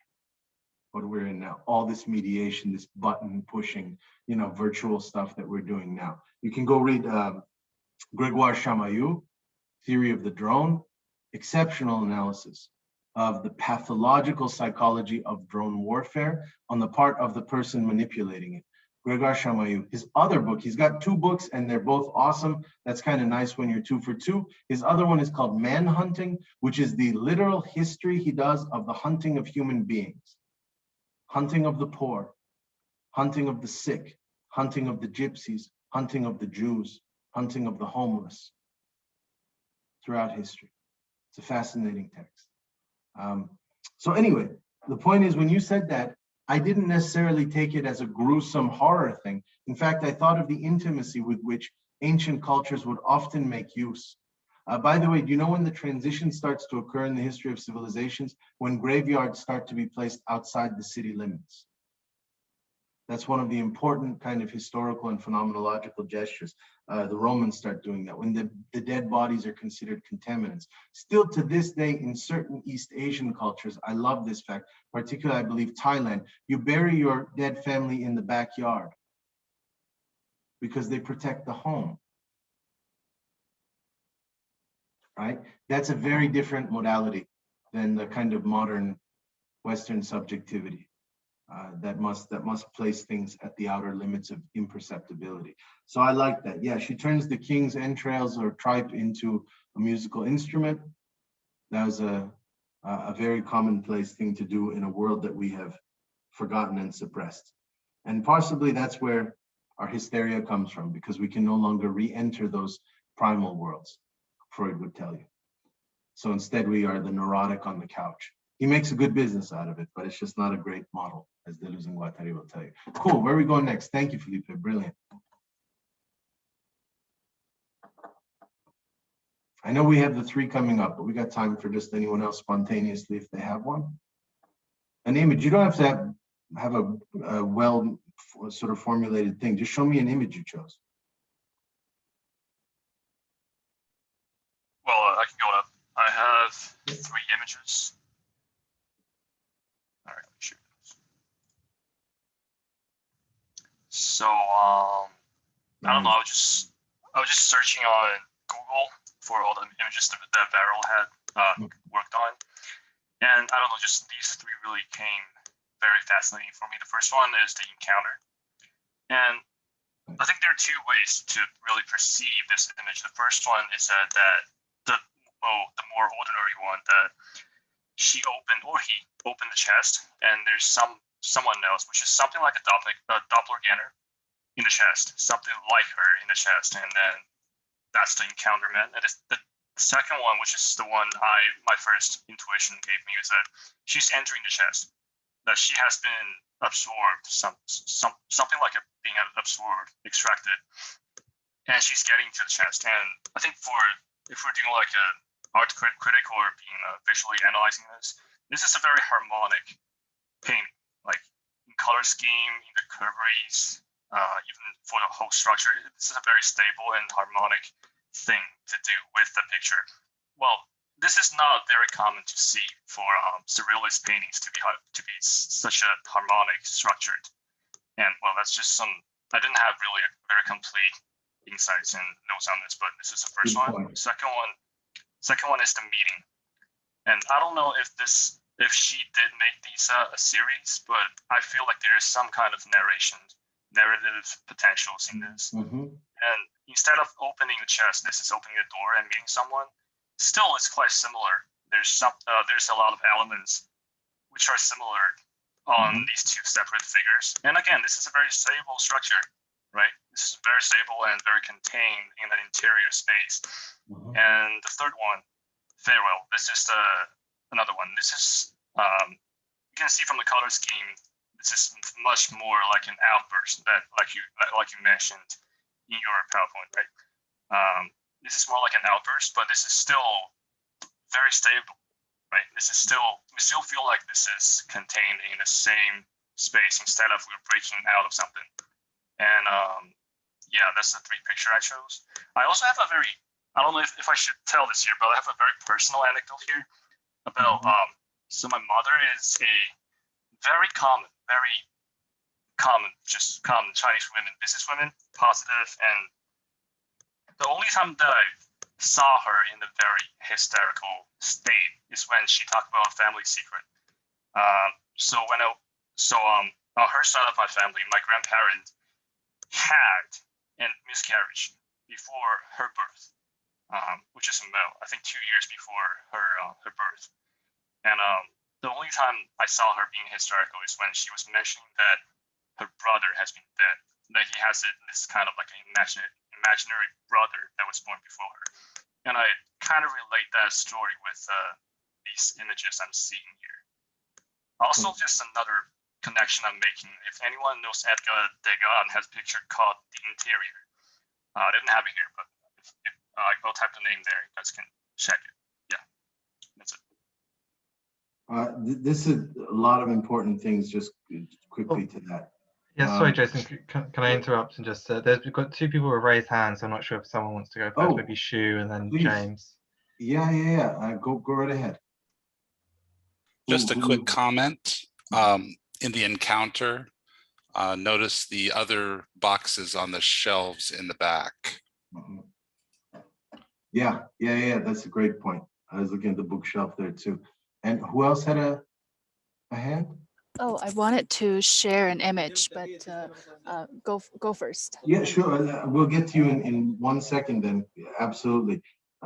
Frankie, real quick, the fact that, as James noted, as you noted, in the first image of the encounter, you have this compression and condensation of the state, the altered state of the hysteric, into gradually smaller forms and more compressed forms of interiority. So you've got the room, and then you've got at the table, and then you've got in the chest, right? Almost that they're coming smaller and smaller bottles or vials in which they're containing themselves. That's very much true about how hysteria functions. And you're going to say, that's weird because aren't hysterics the most flamboyant kind of practitioners of choreography movements? Remember, that gesticulation is usually an offset to something else that they're doing, right? So that's, again, so if you're trying to scale down at some level of an intensity, you're going to over manifest it in some other way, or vice versa. So that's part of where that pendulum swing is. Excellent. When you mentioned, so the name of it is The Encounter, then the second one is like The Meeting, and the third is Farewell. This is a really important point for all of them, and especially for psychoanalysis. What happens when the normal world, or the so-called real, encounters the mad figure? So if you've ever had this experience in your life, encountering a manic figure is different than encountering a schizophrenic figure, is different than encountering a hysterical figure. But even within those so-called isms and all of that, you have 1,000 variations and reactions and all of that. So what does it mean to encounter someone who is deeply interior, like the hysterical woman in the encounter? What does it mean to put a camera on Estamira? The intrusive, violent gesture of the camera recording her, forcing her to answer, right? These are important questions, especially for those who dared to encounter them. And what you find in hysteria, unlike schizophrenia and unlike mania, is that just what you said about your mother, Frankie, is that the vast majority of the time, I think Didi Obermann quotes Hegel on this, that interestingly enough, and I was surprised by this great insight there, that in many respects, the mad woman is completely rational most of the time. You cannot say that about the schizophrenic or the manic, but you can say that about the hysteric. You can find someone in a dissociative fugue state who has severe amnesia, who has lost their identity, but they're completely rational in the way they're talking to you. It's just that particular dimension or element of their being is completely in flux, in hysterical flux. But 99.9% of everything else is on cue, right? In line, synchronized with social reality. So what do you do with someone who is only 1% mad? How do you encounter that person? Do you have the right to lock them away? By the way, there's even legal and ethical debates about whether or not people who have so-called multiple personality disorder, now there's different terms for it, but whether or not you can punish all of the personalities for the crime of one of them. You've got 9 and one of them killed someone. The other 8 are in agony in prison. Is that fair? It's an interesting question. The encounter is a really interesting thing that Varro uses that term. And finally, you mentioned like the imaginary brother, the imaginary friend. Why is it that children often, commonly invent imaginary friends, but then abandon that? What happens in their adolescent social conditioning? According to Freud and others, that they abandon that. And why is that not the case? I mean, could one see certain variations of this madness when the hysteric is talking to someone who's not there? Definitely Unica Zern, who I've mentioned before, one of my absolute favorites, brilliant, beautiful artist, visual artist, but also a great writer. The Man of Jasmine, one of the best things you could read on madness. Again, she believed when she was 6 years old that she met a man in a garden, a shadow figure, and she married him. And she kept that imaginary friend projected throughout her life until her suicide. So, till her, in later years. And so that's a very rare and exceptional gesture when the imaginary friend is carried for life, And it's interesting because if you have the imaginary friend, you don't suffer from a particular hallucination which Freud began documenting, which were ghost sightings. And Freud believed that ghost sightings, and it's brilliant that he looked into this, ghost sightings, he believed, were simply projections of the unconscious in an external manifestation, because it's easier to deal with the stress of even a horrifying apparition in the room than it is to deal with whatever that stuff is internally. So you fling it, you vomit it kind of out into an ethereal image that terrifies you rather than it being on the inside of you. Okay, well, here's what he didn't study that later was determined. The rare figures who are able to maintain imaginary discourses, imaginary figures, they don't suffer from those projective needs because the imaginary friend can take all the weight. I advise all of you to read the great Fernando Pessoa at some time. Some of you are nodding, some of you know who I mean. Read Pessoa, the master of alter egos, the master of creating multiple selves. And this is not an easy thing. Just psychologically, I want to teach all of you this. Dostoevsky, give him his remarkable credit and the remarkable failure that is associated with him, ambitious failure. When he writes The Brothers Karamazov, and he seats 4 brothers who represent 4 different worldviews at the same table, at the same breakfast table in Russia. And one of them is a hedonist who only cares about gambling and sex and music, and he's kind of dumb in every way. Then you've got Ivan, the intellectual nihilist, who loves to have conversations about the death of God. Then you've got Alyosha, the priest brother, who's believes in faith and miracles and Christ, and he adores the Christological tradition, and he's sweet and compassionate. And then you've got the Svidrigailov, the kind of, he's a crippled, bitter, vengeful 4th brother, half brother kind of the 4. He represents all the resentment and all the despair of the world. Got 4 radically different personas. It's It's an amazing gesture on Dostoevsky to try and write in the voice of all four perspectives, except he is terrible at it because his cards are so clear on page 3 who he favors. He likes the priest because he's a devout Christian.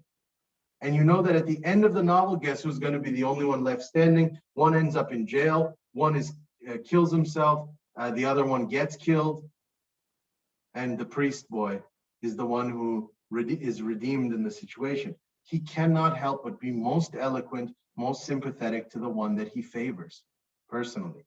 Well, Pessoa overcame that at a literary psychological level. When he wrote as his romantic persona, you saw zero empirical traces of the style of Fernando Pessoa, the original identity. That's scary. I've studied it closely, there's almost no way to tell it's him. When he writes theologically, there's almost no way to tell it's him. That's a great practice. That is a masterful practice. It would take us an entire semester to show how he pulls it off. But it comes with decentralizing the original identity so that it's no longer the puppet master controlling the other 8. It's that moves to the semicircle on the outside and becomes one of the wolf pack. No more authentic, no less authentic. No more original, not the father, not the patron, not the ringleader of the rest. Just another of 8. And that takes a lot of self-conditioning and self-persuasion to teach yourself that your initial identity is no realer than the other 7 you just fabricated last night. And there's only one way to actually embed that notion practically into your mind so you don't favor it narcissistically. Practice. You have to constantly devote hours and hours of writing in the voices of the others to the point that you literally are spending, for those of you who spend 10 hours of your day on screens, is the virtual world really more fake or artificial than the real? You're actually doing it. You actually exist there most of the time. Hence, that's the criterion, the ontological criterion, right? To some extent. So same here, is that if I spend 8 hours of my day as the arsonist, and Enda comes to me and goes, "You're not an arsonist, you're a college professor and a writer, man. I know your backstory." And I say, "Sure, and keep telling yourself that until I burn your house down. When I burn your house down, then what?" Right? It's not what I started as, that's for sure. It's not my authentic, legitimate identity. But if I get good at it, and if I devote myself to it, and isn't that the way we describe, even legalistically, just quickly, I'll say this, isn't that how our judicial system treats murderers?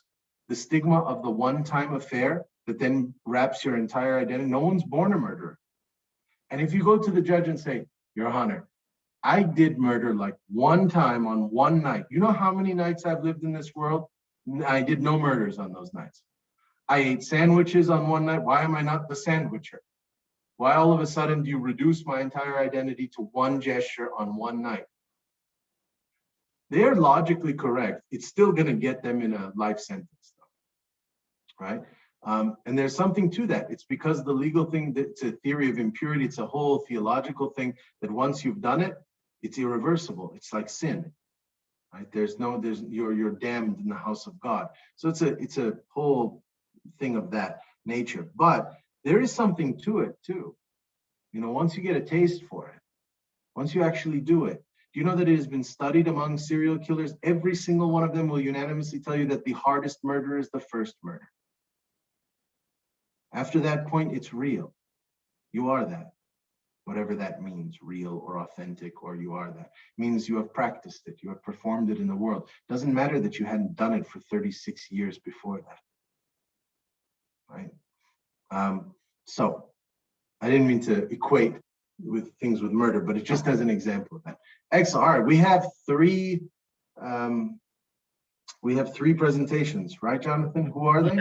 Yeah, we have 3 presentations. Shu did want to say something quickly. I'm not sure. Oh yeah, sure. I'm so sorry. Yeah. I forgot. Please go ahead.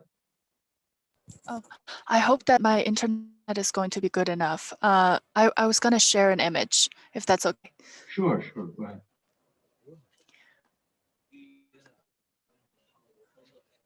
Can you all see? Nice one.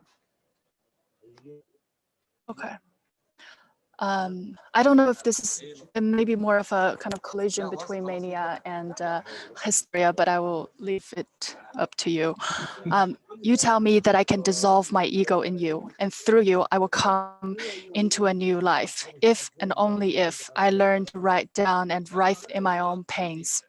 May my pains be so enlarged by your universal tilting that my ego can swim in my reinvented cells, occupying 72% of the Earth's region.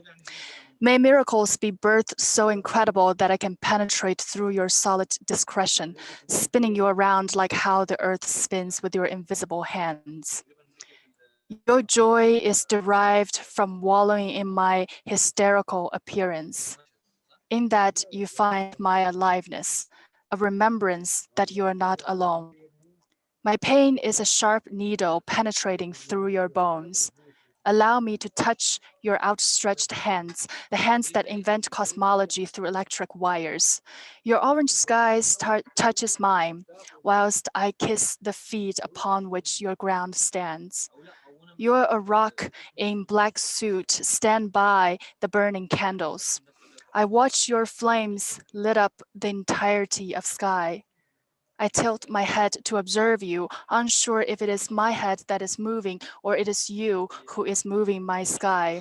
You appear with your presentation of three-dimensional objectivity, whilst I question my sanity and my observance of you. I must lose my life in order to be born again in your body, bearing your weight, like how the earth bears our madness, our other directed killings, and our sabotage of our own selves.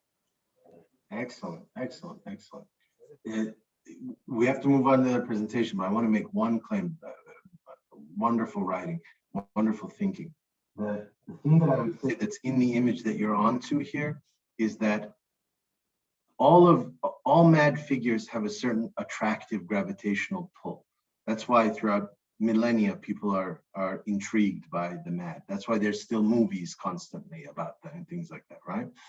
And Foucault documents this well in Madness and Civilization.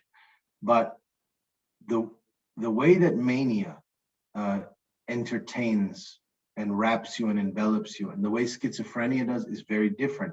And hysteria, here's an interesting thing about the image you chose and the way you described it. That may be the internal monologue of the hysteric that you inhabited perfectly there. But the outward mask of the hysteric is often one of complete indifference to those around them. So that you that they keep referring to, they will manifest it as kind of casual indifference to anyone else who enters their zone. And for those of you who know what the very essence of being cool is, God help you if you were that person in high school, but you know it, at least diagnostically, is indifference, to manifest or at least perform indifference. Too cool for school, right? You don't show great passion. You don't show, sort of intrigue in things. The person in the class who's like, wow, science teacher, you're so amazing and fascinating, is the nerd, AKA the neurotic. The cool one is the one who blows it off. Now that's a problematic paradigm altogether, but it just tells us that the person who is oblivious and indifferent seems to manifest greater power for us. And that's exactly what the hysteric does through their kind of self-engulfed world, is that it actually is an attractive force based on a kind of coldness towards the presence of the other. Like, why don't they notice me? Why don't they engage me? Why don't they demand of me or want me to, or invite me? That makes you want to get into the club more, if you know anything about New York City nightclubs, right? The one where the bouncer is the most indifferent, that's the one you want to get into, right? It's also what you can call hard to get syndrome in the social performativity, right? So anyway, cool. Where are we going next? The three presentations. Thank you so much. That was excellent. I can go. Edna, please. Yeah, I will share my screen, but in my other account, because I am on my cell phone. Mm-hmm. I chose the same work that Feng, the encounter. I think I can't, well, wherever, I can just read it. is encounter. Okay. You said I sleep with my hand over my count as a way to feel protected by myself, to feel the security that no one ever will rape me again. You said that in my child games, I never introduce the figure of the father because my dad is absent, because I don't know how to play with him. And when I confessed to you my recurrent dreams of dying into the ocean, your verdict was that I deserve to die as a way to clean myself for letting others' bodies touch me. But you don't hear me.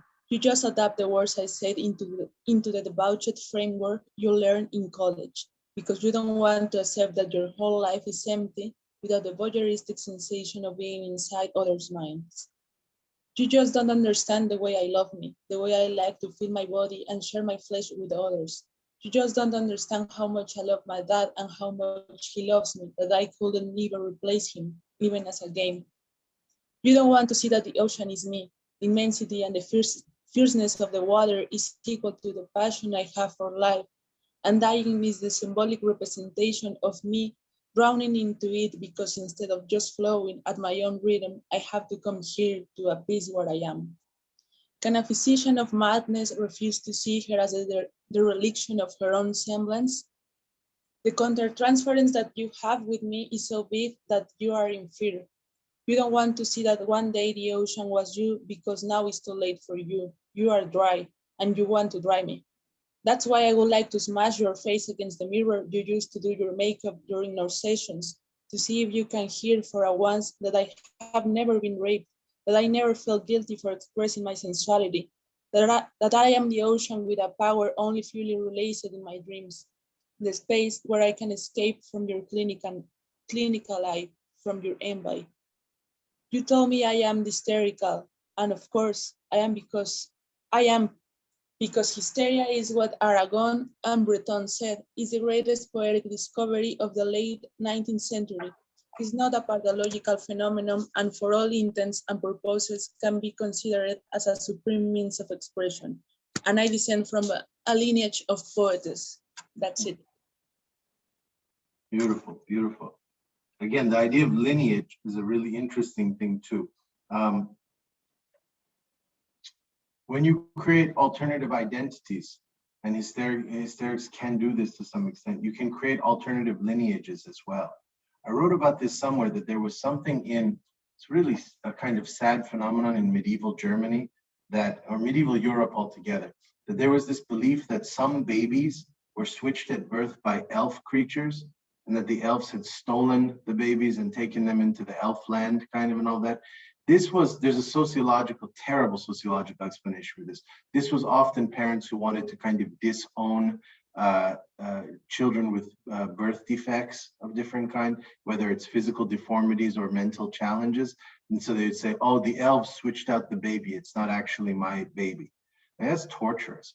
But it worked the other way as a form of resistance, and with certain kids who wanted to run away from abusive families and get out of the family unit, they would also employ this story of the elf narrative and say, I'm not actually their child. I'm the child of the elves, and they go in search of the elf land. This you see manifested in the film Pan's Labyrinth. Do you notice this, where you have a completely failed mother figure who's under an abusive totalitarian kind of relationship? So she invents an alternative lineage of herself as belonging to like some other kings and queens who are her true father and mother and all that. It's an interesting gesture for sure. The recurring dreams of diving, check that out in Interpretation of Dreams according to Freud, what he would say, and then fight him on it. Provide your own interpretation of the dream of diving. Letting other bodies touch me. Here's an interesting thing. If you notice carefully in the diagnostic medicine about hysteria, it says hysteria has the symptom of either hypersensitivity or complete loss of sensitivity. I mean, again, you might as well just say anything that exists, we can call hysteria if it's convenient at any given time. But it is true that if you have someone who's manifested some of what we're calling hysterical possibilities, what happens when you touch them? What happens when you touch them when they're in a hysterical fit? Right? So the outburst moment. Does it calm them does it magnify the gestures? Now, both of those would be interesting possibilities, and guess what? Both can happen. It just depends on who the individual is, right? As is the lesson, the eternal lesson of this course with every form of madness.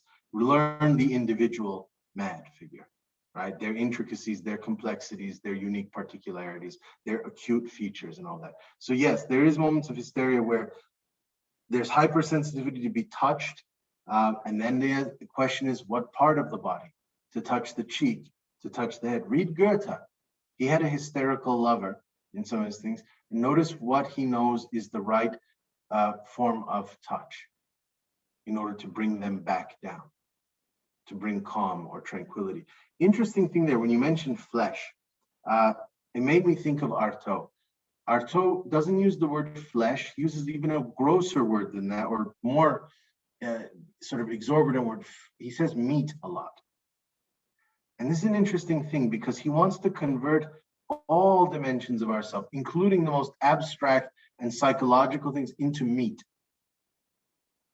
And if you think about it, it's not Artaud who takes it to the limit, it's that Iranian writer I mentioned, Sadegh Hedayat, who studies the phenomenology of the butcher in one of his novels.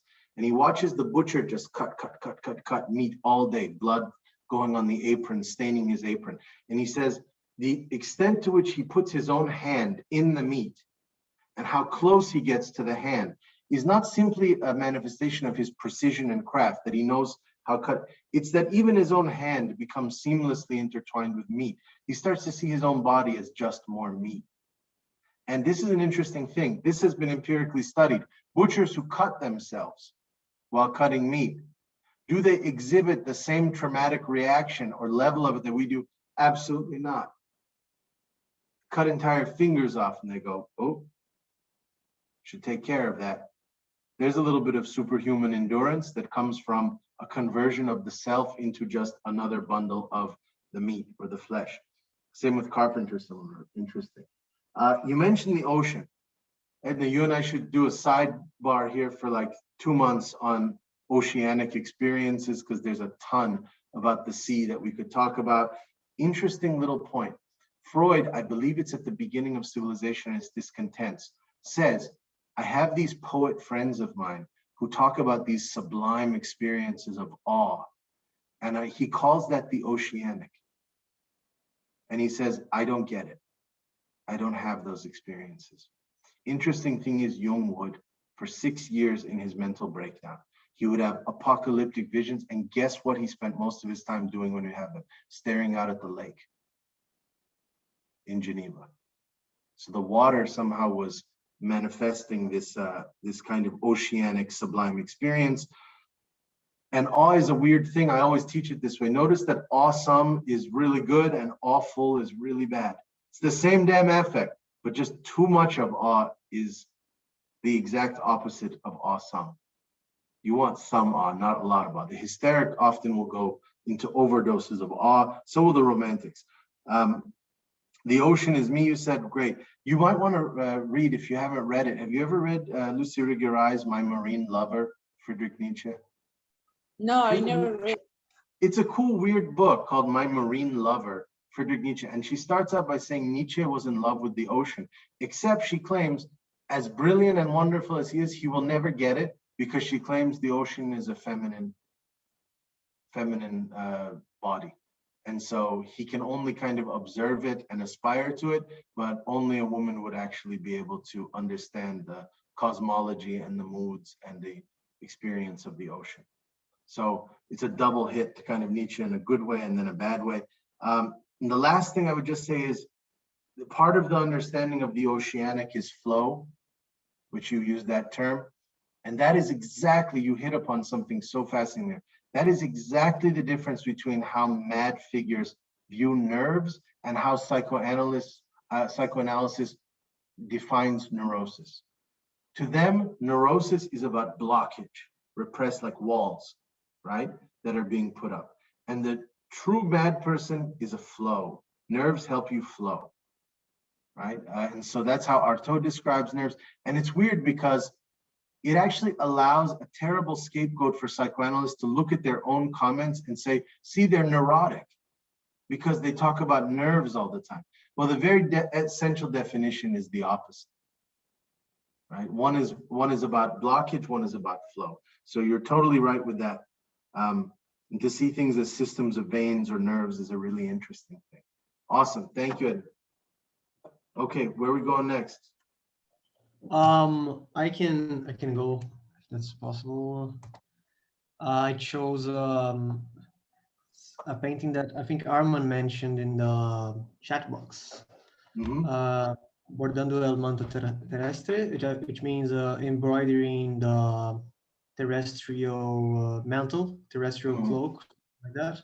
And I got a quote here from Thomas Pynchon from his book Crying of Lot 49 that describes the painting way better than I can.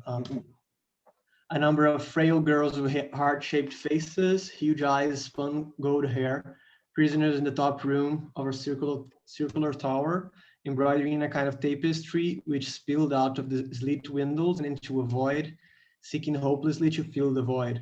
For all the other buildings and creatures, all the waves, ships, and forests of the earth were contained in the tapestry, and the tapestry was the world. And there's also a quote here by George. Did you remember about the scene as a premonition, right? In those who diagnose hysteria, and then there's my text. I say, maybe I'm hysterical. Yesterday I thought the mountain outside my window looked like a burned corpse. Maybe I'm hysterical. My routine is also fixed. The days modulate mnemonically, like drone loops in and out of sync, phasing gradually a superposition.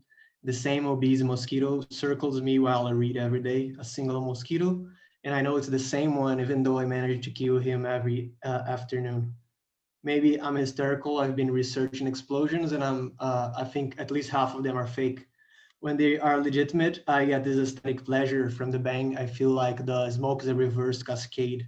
Its texture is super accelerated tree spiraling upwards, such an exhilarating maelstrom of forces. Maybe I'm hysterical. I thought of financial investments as death insurances. I thought of everything as a form of debt and a form of bet. Fascisms, pornography, cancer. I thought of them as ludic elements of distraction in this wider social game. Topic applications of a cosmic order that borders all things. Maybe I'm hysterical. I remember the museums of torture I visited with this weird, almost liturgic reverence. They had such therapeutic ambiences. Maybe I'm hysterical. I thought a soccer player was moving exactly like a ballet dancer. Thought he must be deliberately imitating Vaslav Nijinsky. Then I thought actually he must be possessed by Vaslav Nijinsky. Sports competitions, perfume advertising, hand watches, singing happy birthday, wearing jewelry, thinking to yourself, these are all remnants of magical practices. We have to clean ourselves from the supernatural world just as much as from the natural. Maybe I'm hysterical. I thought for a second the news reporter was silently asking for my help, as if he was stuck inside my TV and sending cryptic messages. Afterwards, it seemed I was the one asking for his help. Maybe I'm hysterical. While looking at the front page of a tabloid, I thought I had figured out the code, the way out, as if that cover was the Voynich manuscript or a religious text. I'm starting to think this will happen again repeatedly from now on. Images whispering. Yesterday, I once again considered the possibility of being in a coma. I pondered, what if the tears of the weak are prizes to the holy? Maybe I'm hysterical. I convinced myself I'm holy. Not to mention the dreams, which often make me wake up laughing, often cold sweating, often both. I dream of inflatable airplanes and fairy little sounds, fair enough, but also of imaginary terrorist organizations, of alphabets to uninvented languages, of instants as matryoshkas of infinite smaller instants, of the same black eye bulbs breaking an empty stare from inside the marble, fragmented catabases. Some days ago, I started to draw all the flags that appeared to me during these trances. Every time I dream with evil presences, I'm reminded that there's absolutely no difference between dreaming of a ghost and experiencing a ghost. Maybe I'm hysterical. I thought of pressure pans as bombs we use to make soup, of a dog in front of a mirror as a treatise in game theory, of grapes as minuscule wine vessels growing in the land, of buses as monsters that eat people in the front door and shit them from the back door. I thought everyone who was born before color TV must have lived in black and white. Thought the gap between numbers 6 and 7 was clearly bigger and more violent than the one between other numbers. Maybe I'm hysterical. I write this down as jokes when I should write them as warnings, premonitions, as menaces, maybe. I thought, perhaps not mistakenly so, I should renounce my writings completely and just pray. No more words, no more sounds, no more articulable meanings. All possible ideas have already been thought out. All we should have is latency. The rest is exhausting. There are too many artists, too many thinkers already. They should have never ceased to be rare. But maybe I'm hysterical. My head is an aquarium and my thoughts are like golden fishes, floating around, wandering around. Sometimes I feed them, sometimes I let them starve, sometimes I just free them in the ocean of human discourse. That's it. Excellent, excellent, amazing. Okay, interesting thing is that, like, and all of you are doing this to some extent, and I completely am fine with it, because I think one of the rewards of this course for all of us too is to be able to unhinge madnesses into other madnesses. So conventionally speaking, the narrative form that Romulo took there, as stunning as it is not how a hysteric would talk as much. It would be more what a schizophrenic would talk like. The repetition of the I, the apophenia of seeing patterns and other things.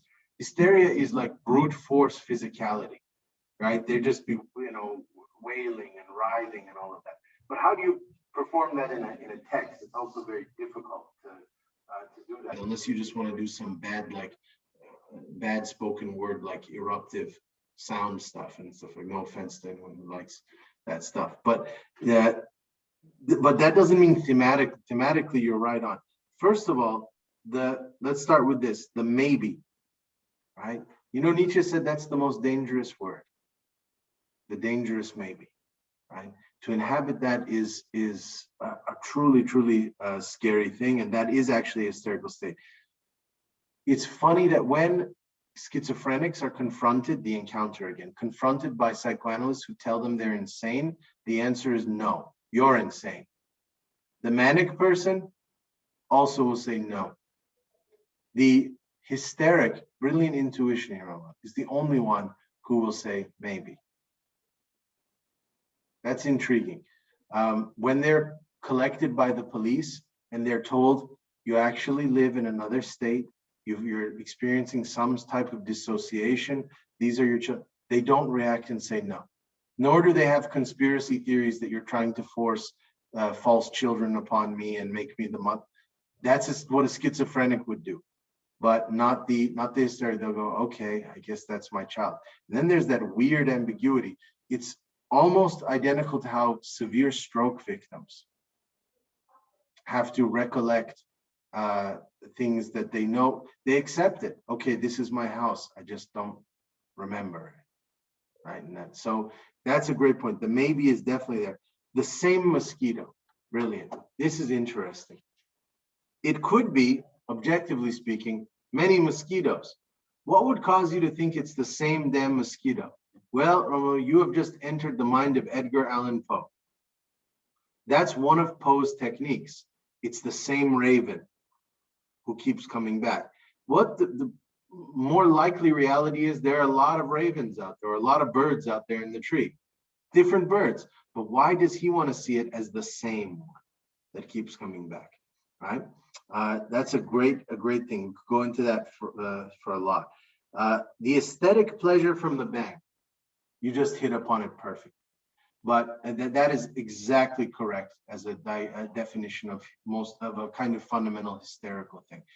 But that also is morally problematic, because there are bad films about this that try to explore it at a psychoanalytic level, like Crash from the 90s by Cronenberg. I think it's where like this couple keeps on, I'm not saying it's a bad film. I'm just saying that they try to project more psychological depth and complexity than you need into like this couple that has car accidents, and then they get erotically aroused by having car accidents. So they start intentionally having car accidents.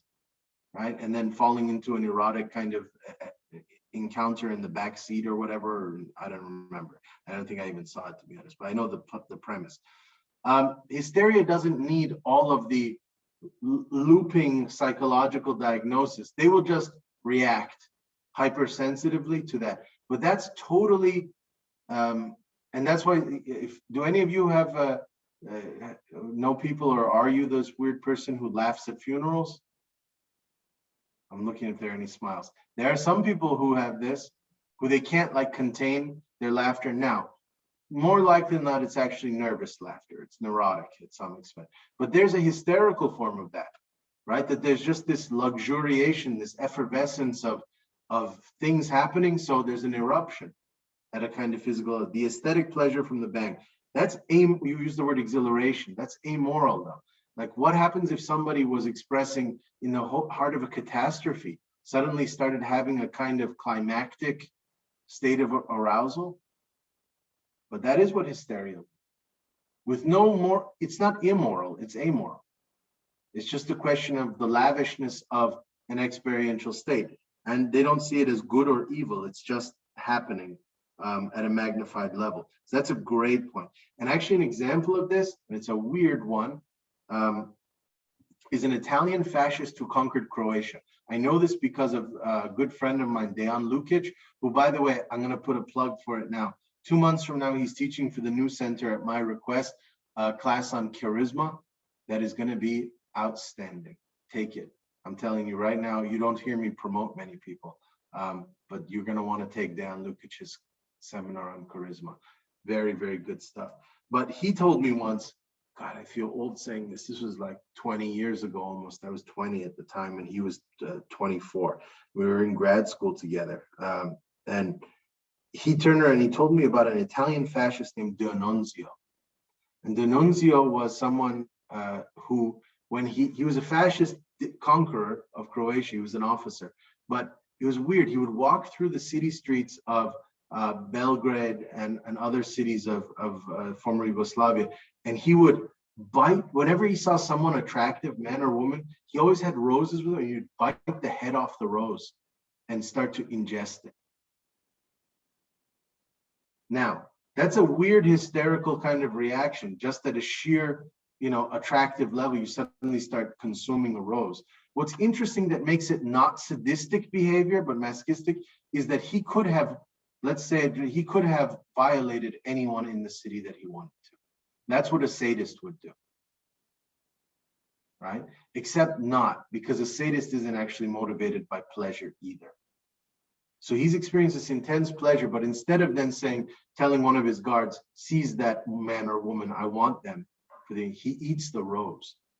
Weird behavior, cool behavior. But again, is it better to be? Mention, another fascist actually, Julius Evola, like pretty fascist guy. He used to like when the city was being bombarded by other enemy troops, he liked to wander around the city just to get the feeling, right, of the bombs falling. And then one day he got hit by crashings of some sort of bomb, and he got paralyzed. Exactly. And I think, isn't there a famous, some of you guys who are like cinephiles, isn't there a famous Serbian film called like Underground or something like that, where it begins with the bombing of the city and you have two lovers who are making love while the city is being bombed? I believe that's the first scene. I've never seen it, but I think that's the name of the film, Underground. And I think it won awards somewhere. But anyway, so that's it. Would you rather be conquered by a mad emperor who has these hysterical physical adorations? It's an interesting question. Would you rather be stabbed to death in an alley by a sadist who feels nothing because they're a hyper-repressed, cold, calculating serial killer who experiences no emotion, or sociopathic? Or would you rather that they manifest extreme delight every time you're stabbed, and they stab themselves every time they stab? As not empirical results is the same. The final outcome is going to be the same. But would you prefer that? It's an interesting question. There are also interesting questions of, would you rather be killed in the alleyway by someone you know or the complete stranger? These are all nice existential questions you can ask yourself if you're strange like me. Asking for help from the wrong person. Ooh, there are great pagan mythologies about the night when you have to trust the wrong god. And it's not the later Christological devil, like deal with the devil, which is certain doom. This is the 50-50 trickster god that you've got it in your highest despair. You go to Set, the Egyptian god of the desert, storms, and foreigners. And you say, okay, can you help me? He goes, sure, I can. And it's half chance that it's going to end up good or bad, depending on whim. And whim is a kind of hysterical phenomenon, right, as well. Okay, laughing and sweating, that was interesting. That's very much hysterical. You said dreaming of a ghost is the same as actually like the real. This is an interesting question. Would hysteria then be capable of doing something which would be the ultimate power move for all of you to learn, which is to allow the dream world to actually influence and track it into your waking reality? I don't mean as victims who start seeing recurring images from the nightmare in reality. I mean for you to manifest with greater likelihood encounters that replicate dreams that you want to have happen. There's an extreme agility to that I think the hysteric can do. Potentially also some of the other madnesses, like leaking the ghost is letting the dream leak into the real. Freud says it happens anyway. Freud says the transmission of the dream through is going to happen anyway. It's going to happen unconsciously. Well, could you will that? Right?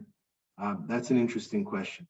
And you brought up premonition, mentioning Didier Vermont, and Heather had mentioned the Cassandra complex of being able to tell futures but have no one believe you. The hysteric at some level then is also someone who is able to experience carnal, physical, visceral charged states, knowing that no one else around them feels the same thing. Unless mass hysteria. And if any of you have ever been to a rock concert or a sporting event where you scream with the crowds and you understand the rapture and the euphoria of that dissolution into the mass body, you get a little taste of mass hysteria there.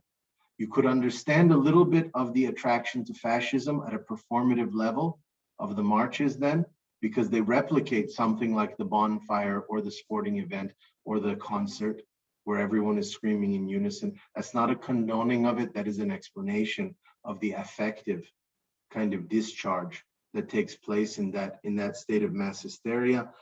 But what's really interesting is, could you be the first?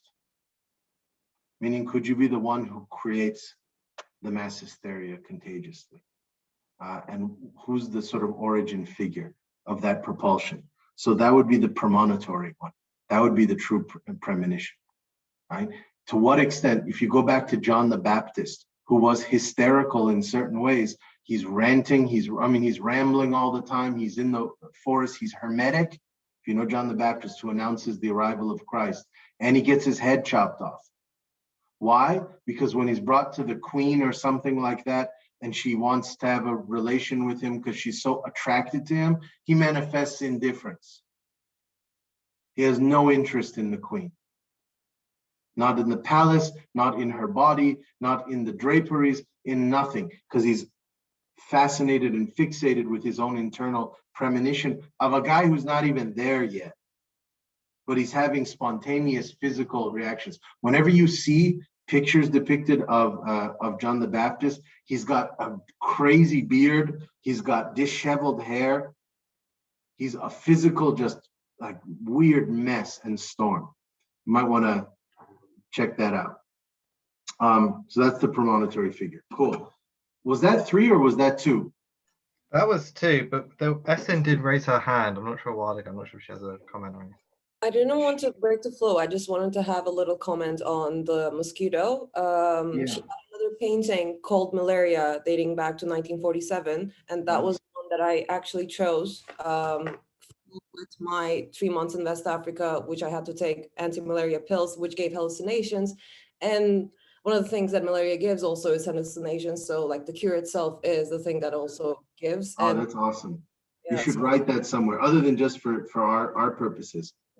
Put that out there. That's very cool. Very cool. Nice, nice, nice. And what's the image look like? Well, I'm going to go Google it later. But Let me just send the link right away. thank you.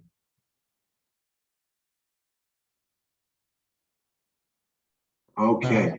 So who's Jonathan? Who's our third? Thank you. It's me. Oh, Yeah. Alexi, nice to see you, my friend. Just a second. So do you see the image now? Not yet. Oh, nice. Yeah.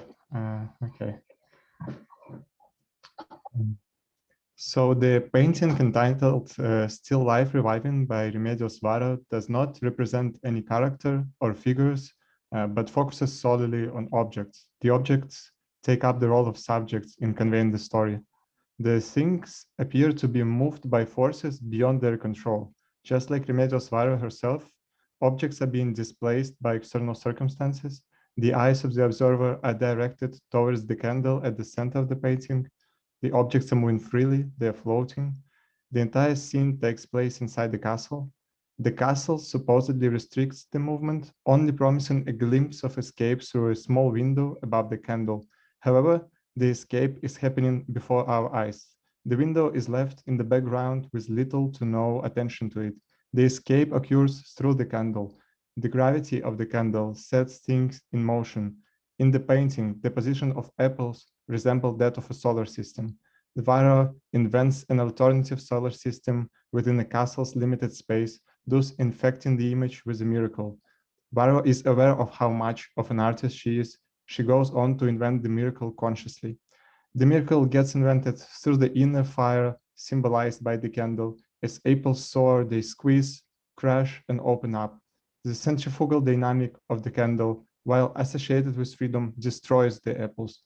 The destruction under the influence of different forces is the depiction of pain. The denial to submit to being contained by the castle inside results in one producing gravity strong enough to be absorbed by it, up to being destroyed by it because the forces are out of control. At the center of chaotic soaring is the candle. The candle is the reason, the ego. It's always something external to the forces it produces. It produces forces strong enough to hypnotize all the objects surrounding them. It establishes control over these objects. The candle establishes control over the objects that are influenced by the forces with immense power. These forces are so strong that they put apples and plates and tablecloths in a state of hysteria. But the candle is not associated with the promise of resolution nor cure. The only thing candle performs is subjecting apple to the forces that make them crash, smash them open up the interiority of apples. It causes apples to split according to the predetermined cracks that were already there, but were hidden and invisible to everyone else. All the things inside the castle are set in motion, so the universe gets invented from improvised means. The universe gets invented out of the necessity to escape the castle. The objects, immersing themselves in a state of hysteria, appear to be hypnotized by the candle, and to immerse someone or something in a state of hypnosis can only have one purpose, not to cure, but to condition into performing a certain task. And this task is to escape. Apples get crushed and split open, and seeds scatter across space, leaving a resurrection promise. So this is my fantasy of a neo-hysteric who hypnotizes oneself to condition oneself into performing a certain concrete task, which is to escape, to use these superpowers associated with hysteria to escape from where it seems impossible to escape. And this is my neo-hysteric speculation, because I think that a hysteric that conditions oneself into this specific task is just horrific. Thanks. Beautiful, beautiful. I actually, I rarely do this, but I kind of want to end on that, Alexia. I think that was gorgeous and a perfect kind of summation at the end. So rather than, we engage all the time anyway, so we'll talk. But I like that. The universe is invented sort of by that swirl and by that gravitational pull. Perfect. That's actually a perfect cadence to understanding sort of hysterical power, I think. Excellent. Thank you, everyone. Thank you. For next week, I might play jazz a little bit with the syllabus. Give me the evening to figure it out, and you'll get an email from Jonathan with the readings. It's going to be either the one that we were supposed to do for next week by Roger Gilbert Lecomte, or it might be the one that's after it. I'm just trying to figure out where the best segue is. I'll know in a few hours. Okay? Great work, everyone. Thank you as always. Thanks, everyone. Take care. Have a good week. Cheers, Jason. Bye.